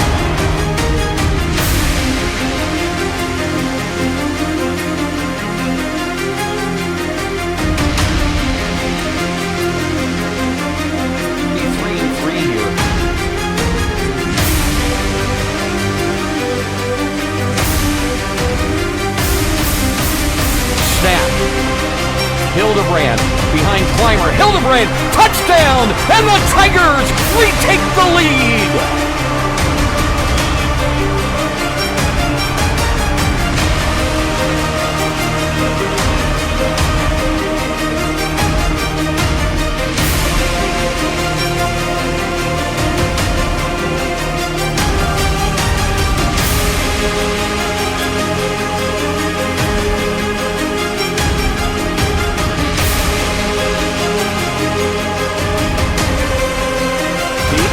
Point by Kern is good.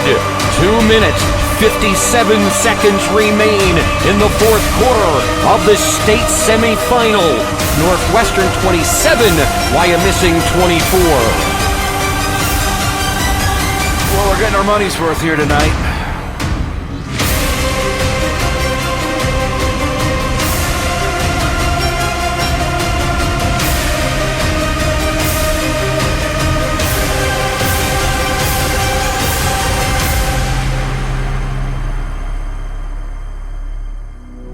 This defense has been so outstanding. High to throw, and throw deep. Kern turns, nearly has the interception. He tried to get it to Ethan Brower, and Kern was there stride for stride.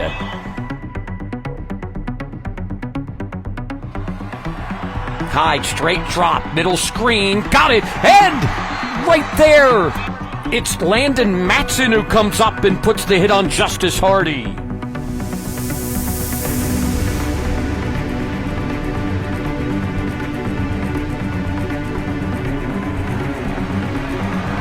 High, straight drop, looks right, throwing deep, and Eli nearly had another interception. Kern was there. They wanted Brower again, and it is 4th and 8. This would be, for all intents and purposes, 2:02 left, 4th down and 8. They have to reach the 29-yard line. High, looking right, throwing, it's incomplete, and the Tigers will take over on downs with 1:57 remaining.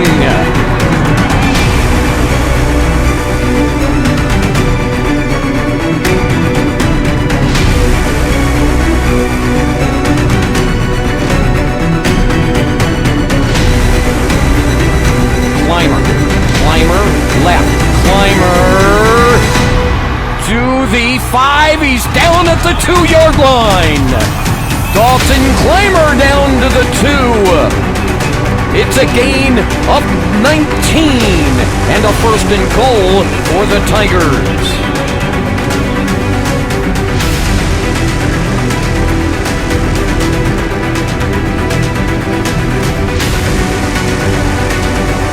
Clymer, left, Clymer, touchdown! Touchdown Tigers! And Clymer has his 3rd of the ball game.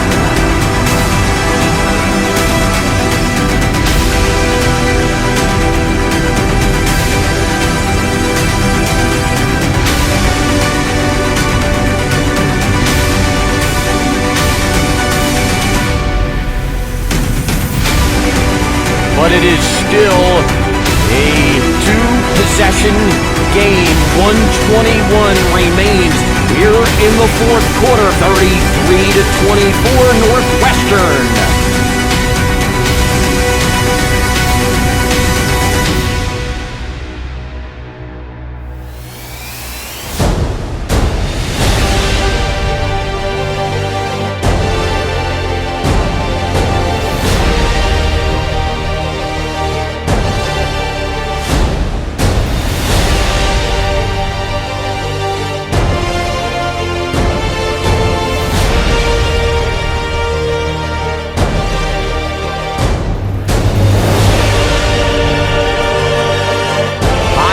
And Hyde is going to be sacked. Briar Reichard is there for the sack.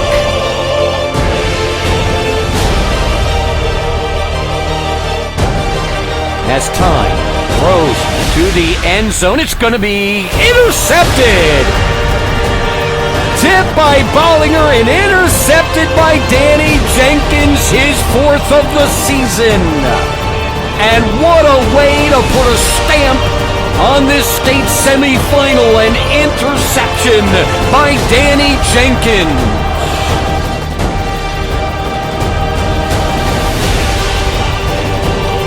Lay takes it, takes a knee, and the Tigers are going to the state final.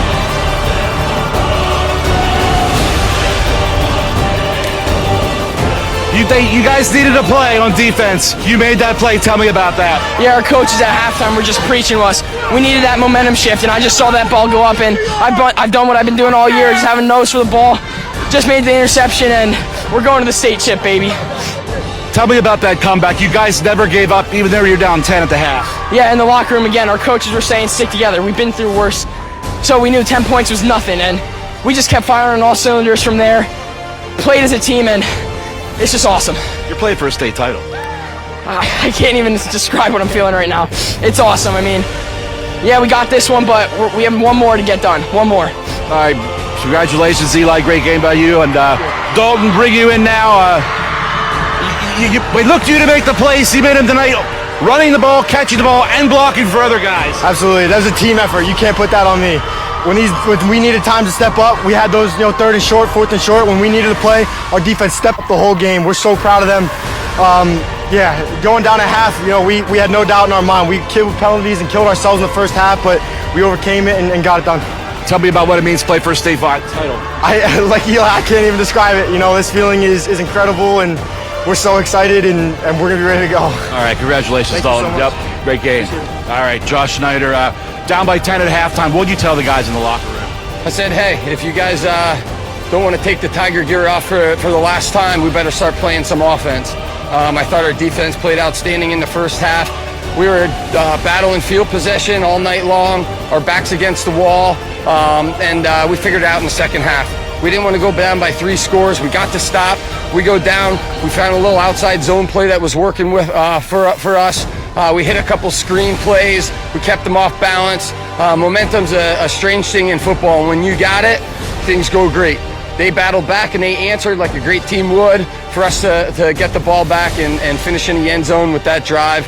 The inside screen there to Devin Hildebrand was something special. We thought it was going to be there coming into the game with how aggressive they were coming upfield. A couple Northwestern kids getting to the state championship game. Who'd have thought it, huh? 15-0, going to a state championship. What does that mean to you? Everything. It's tough to comprehend. We've been perfect this season on the scoreboard. We haven't been perfect as individuals, but this team really comes together. They fight, they battle for one another, what an amazing effort. Congratulations, Josh. Good luck next week. Exactly what he said. It's a dream scenario. I remember getting that first hug from Coach Humes and Coach Mitch, which a little bit of a side note, Coach Humes was Coach Mitchell's and my coach at Kutztown. So we got to do it on the field that we played on in college. So it was a little bit of a tie in there and, elation. It was honestly just pure joy after it hit 0. Find anybody you could find on the team, just have a good time, At the end of that game, all that was going through our mind was just pure excitement, pure joy. getting to experience that nobody in Northwestern's history had ever gotten to experience before.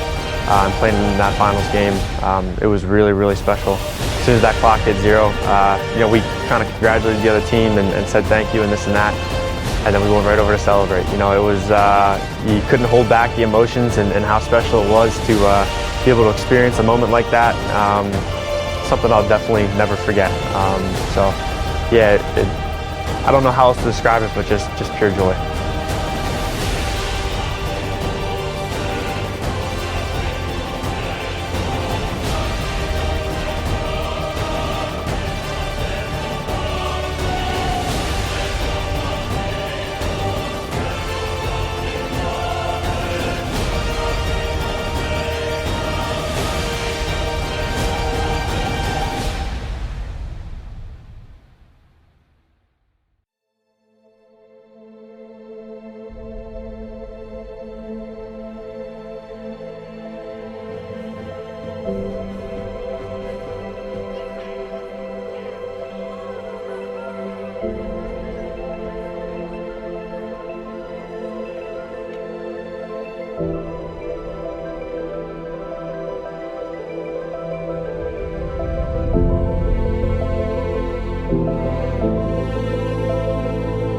State championship, we're the only show in town. We're only 2 teams left in 3A in the state, and there's only 12 other, actually 11 other teams that are still playing. So the immediate attention you sort of can't prepare for. It is what it is. You love it, but at the same time you're trying to accomplish something, and that can sort of get in the way at times, but deservingly so. All eyes were on us, and the excitement leading up to that game was incredible. We had the opportunity to go out and practice out there. We decided to just keep things routine. We wanted to maintain our pregame routine in our stadium, and the drive out there wasn't that bad anyway. In our school buses, we weren't going to reinvent the wheel just to play another football game. We wanted to keep it as business-like as usual, and I feel like that week leading up was a great week of practice. It was a great week of focus, and we were prepared and ready to play and win a football game.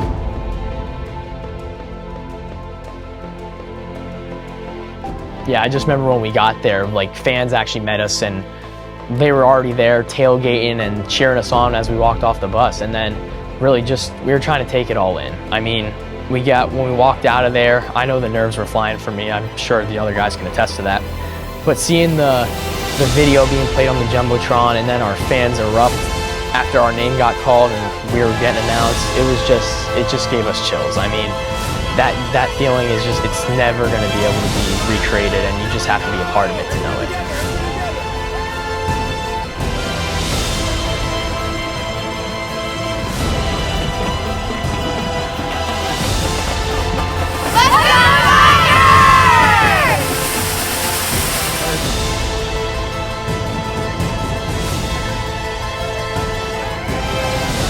Yeah, I mean, walking out just to a loud roar from the stands, it was just insane. And then getting down there and watching pretty much the hype video before the game, definitely sent some chills down my back. It was great to see. Just got me a little bit more excited for the game, and I was ready to go.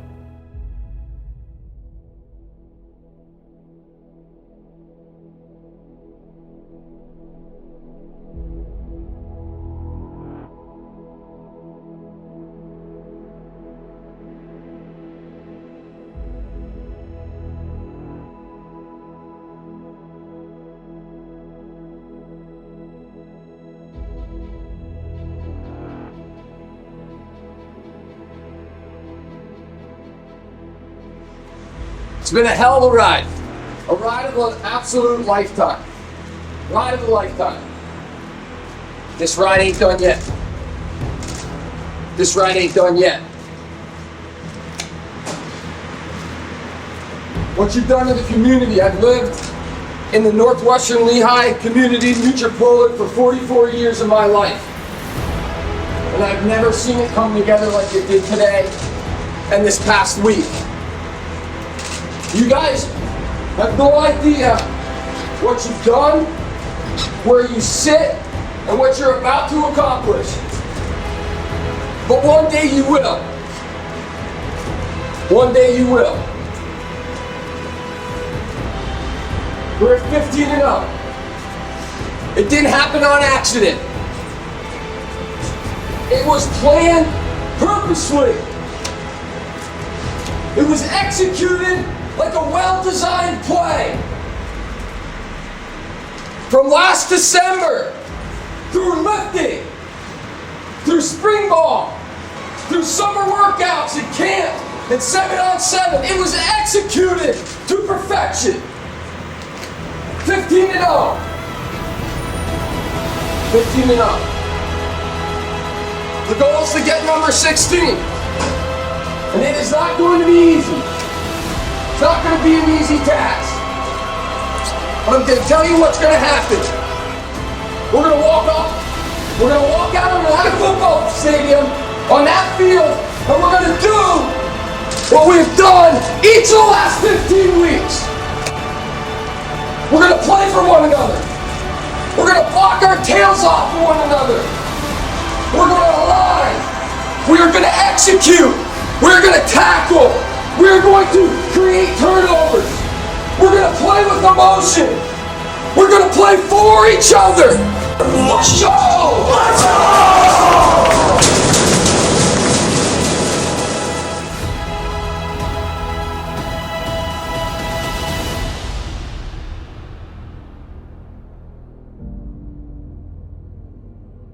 When we walked out there, getting to look up in the stands, kind of something in the back of our minds was, we're thinking, there's no way that, little Nutropoli, our fans are going to be able to pack out this stadium.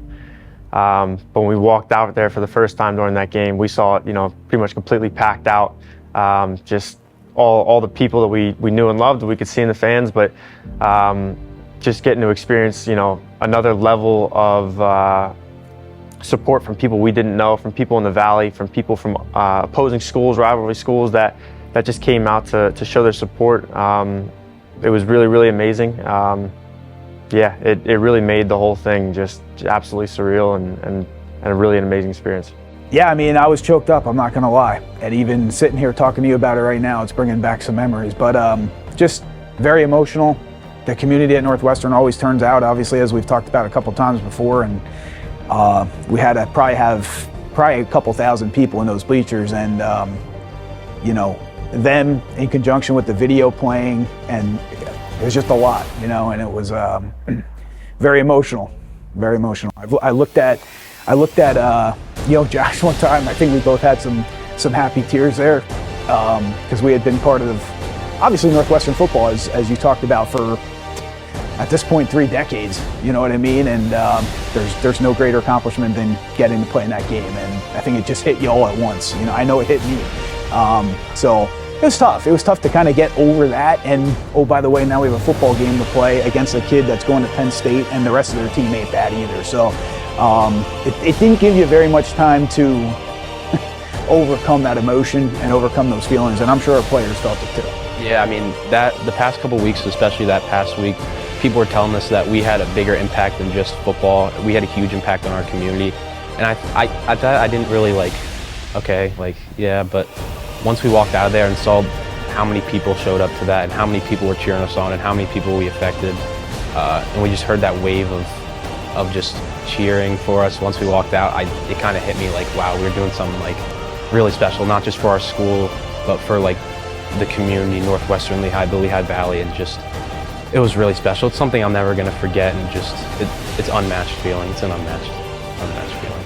Yeah, I mean, walking out just to a loud roar from the stands, it was just insane. And then getting down there and watching like pretty much the hype video before the game, definitely sent some chills down my back. It was great to see. Just got me a little bit more excited for the game, and I was ready to go. When we walked out of there, I know the nerves were flying for me. I'm sure the other guys can attest to that. But seeing the video being played on the Jumbotron and then our fans erupt after our name got called and we were getting announced, it just gave us chills. I mean, that feeling is just, it's never going to be able to be recreated, and you just have to be a part of it to know it. Yeah, it's still surreal.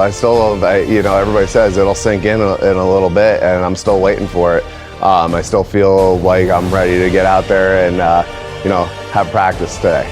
It was truly, you loved coming to work every day. It was never a drag. What are we going to do today? No, you get to be, like you said, with your best friends, and being able to, have a small part of what these kids were able to do.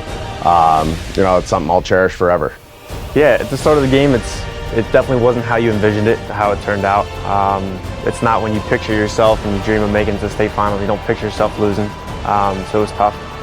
But at the start of the game, we let up that first kickoff return for a touchdown, which was a little bit heartbreaking. But it was something where we came back in as a group and just kind of grounded ourselves, like, hey, it's one play. One big mistake, it's going to hurt, but we can get that back. And that was kind of the message throughout the game. We kind of kept making mistakes. There were a few other big plays let up. So a lot of unfortunate things that happened, but that was kind of the message throughout the game. We just got to keep grounding ourselves. We got to keep realizing that no matter what we're still in, we got to keep playing, because this is the last game no matter what. Win or lose, we got to leave it all out on this field. So no matter what happens, we just got to keep playing. We got to keep giving our all, and I think our team did that really, really well. We didn't quit. We didn't give it up at any point in the game. We really played till the end. So although it hurt, we could hang our head high on that, knowing that we didn't let ourselves down with how we played. So really proud of the team for that. And again, I've kind of been saying it, but that mental toughness that we had throughout the season, it didn't quite work out the way it did in the other games. But in that game, we showed it too. With how we did not quit and continue to play. There's such a finality to the end of a season, in my opinion, especially football, because, in football, 99% of the kids are never going to put equipment on again. You can't go out and just play a tackle football game a couple years down the road like you could, a pickup basketball game or a softball game in baseball or whatever. In football, chances are you're done, when you take that equipment. So that's just tough in itself, is, the game that you played since you're little on up and with your best friends, that you're not going to be playing that anymore. And that's tough to take in itself. And you amplify that with the loss at a state championship game. There's just not a whole lot of words you can say. As time rolls on, that you'll eventually celebrate the season and feel great about what you were able to accomplish, going 15-1 and making it there. But the hurt and the pain in the immediate aftermath is tough. And then with all the media there, you're sort of scattered about the field, and it's tough to really bring everything to a close. My thing was just telling everybody thanks. Thanks for the ride. Thanks for all your heart and soul that you put into it. Not just the core group of guys that get to play, but what gets lost is the scout team kids and the people that are helping at practice, and those people never really get their names called, but it takes 44 some kids, the training staff, athletic department, coaching staff, wives, that whole thing to make this thing turn. And you just want to, you don't want to say thanks for everything that they've done and the hard work, and you can sit there and feel good about where you are as a program and what you were able to accomplish, even though the pain is there. I could say by the time we got back to the school, that pain started to ease off a little bit, and kids were, feeling pretty excited and happy about where we were and what we were able to do this season.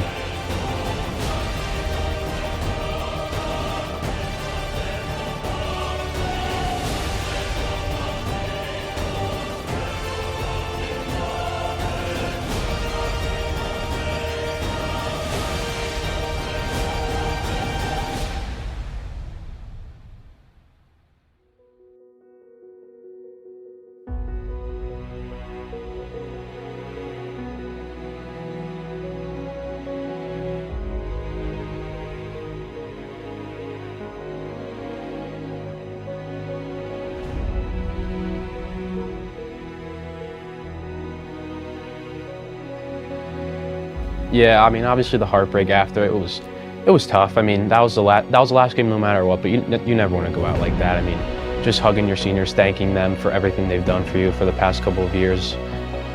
It's tough, but I think once we got home, we came home, the fire trucks were out with the flags, all the people were cheering us on. We realized we lost the game, but it was more than just a game for us. I think we kind of realized that once we came home and all the people were lined up, and then obviously in the stadiums, in the stadium we got our medals in front of our fans, it's the way we wanted it to end, in front of our people. Yeah, it just showed how many people supported us, like truly, even with a win or a loss, coming back with every fan there that goes to all these games, just standing at the school grounds and on the stadium where we got our medals on the field, and just seeing the whole Tiger community coming together, even after that big of a loss. I mean, it's the state championship and we lost. I mean, we're heartbroken. I mean, seniors, this is their last game ever in high school, but I mean, we came back, everyone was there cheering for us and really showed how loyal our supporters are and what they want to do for us and help us, and even after a loss. And I mean, coming back, it was just really emotional, seeing the whole community travel from Cumberland Valley back to New Tripoli to set that parade up for us and then cheer us on when we're getting the medals in the stadium. It's just an unbelievable feeling. Like, I can't even explain like how good we were feeling about it. Even though we lost the game, our fans were still proud of us and we knew we just did something really special. As an hour-and-a-half bus ride will do, you kind of just think about all the good things, start to think about all the good things.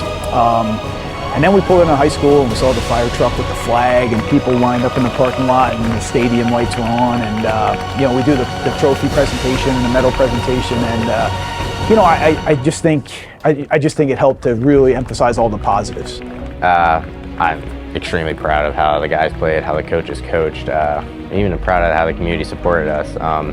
It was just great to see, everyone come together almost as like a family, like our second family, our home away from home. It was just great to see. It's something I'll never forget.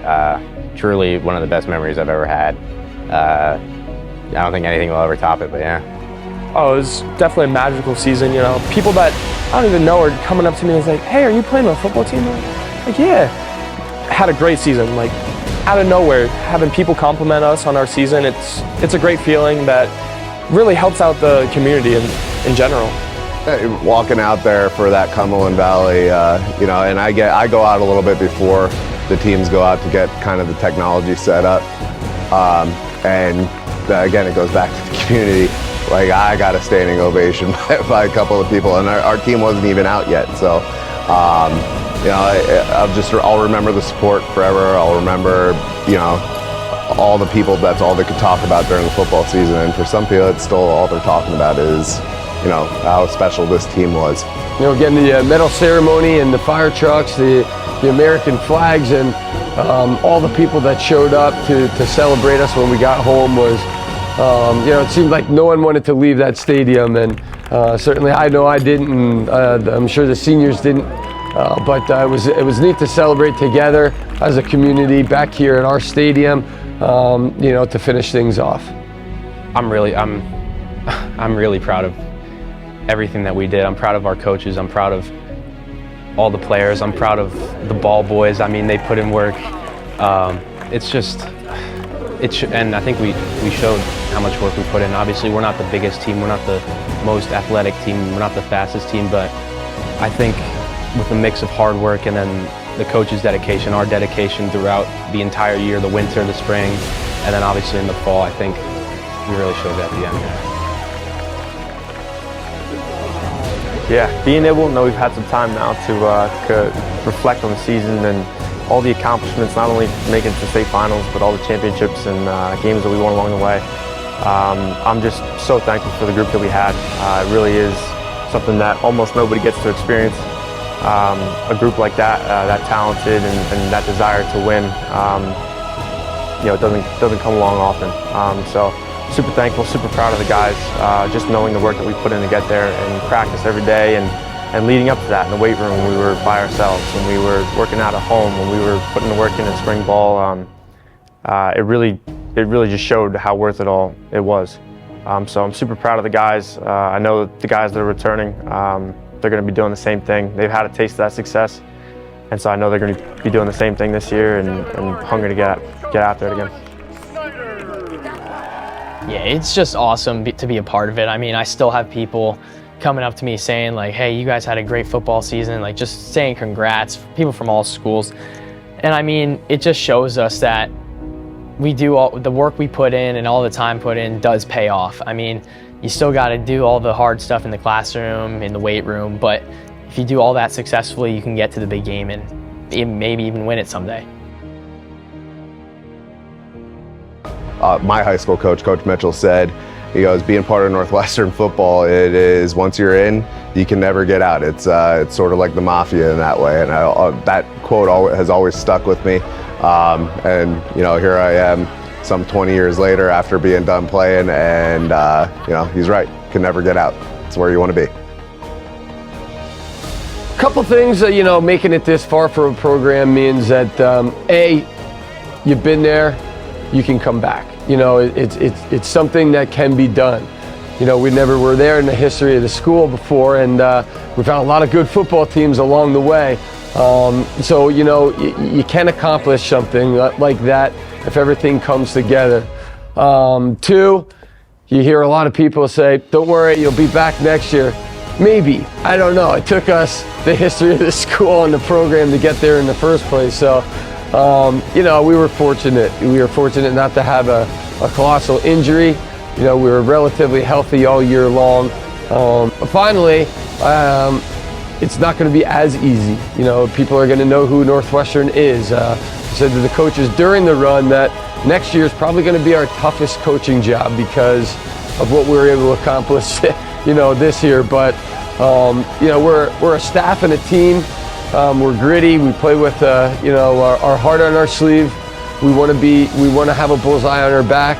If you do, you know that you're the team to beat. And, you know, we're coming back to earn the right to play in the playoffs again, which is our goal every year, is get there, take one game at a time, survive in advance, and get as far as we can under circumstances that we're dealt. And, you know, overall, Northwestern is a team to be reckoned with. You know, we have high expectations each and every year, and those are continuing to get higher each year we move forward.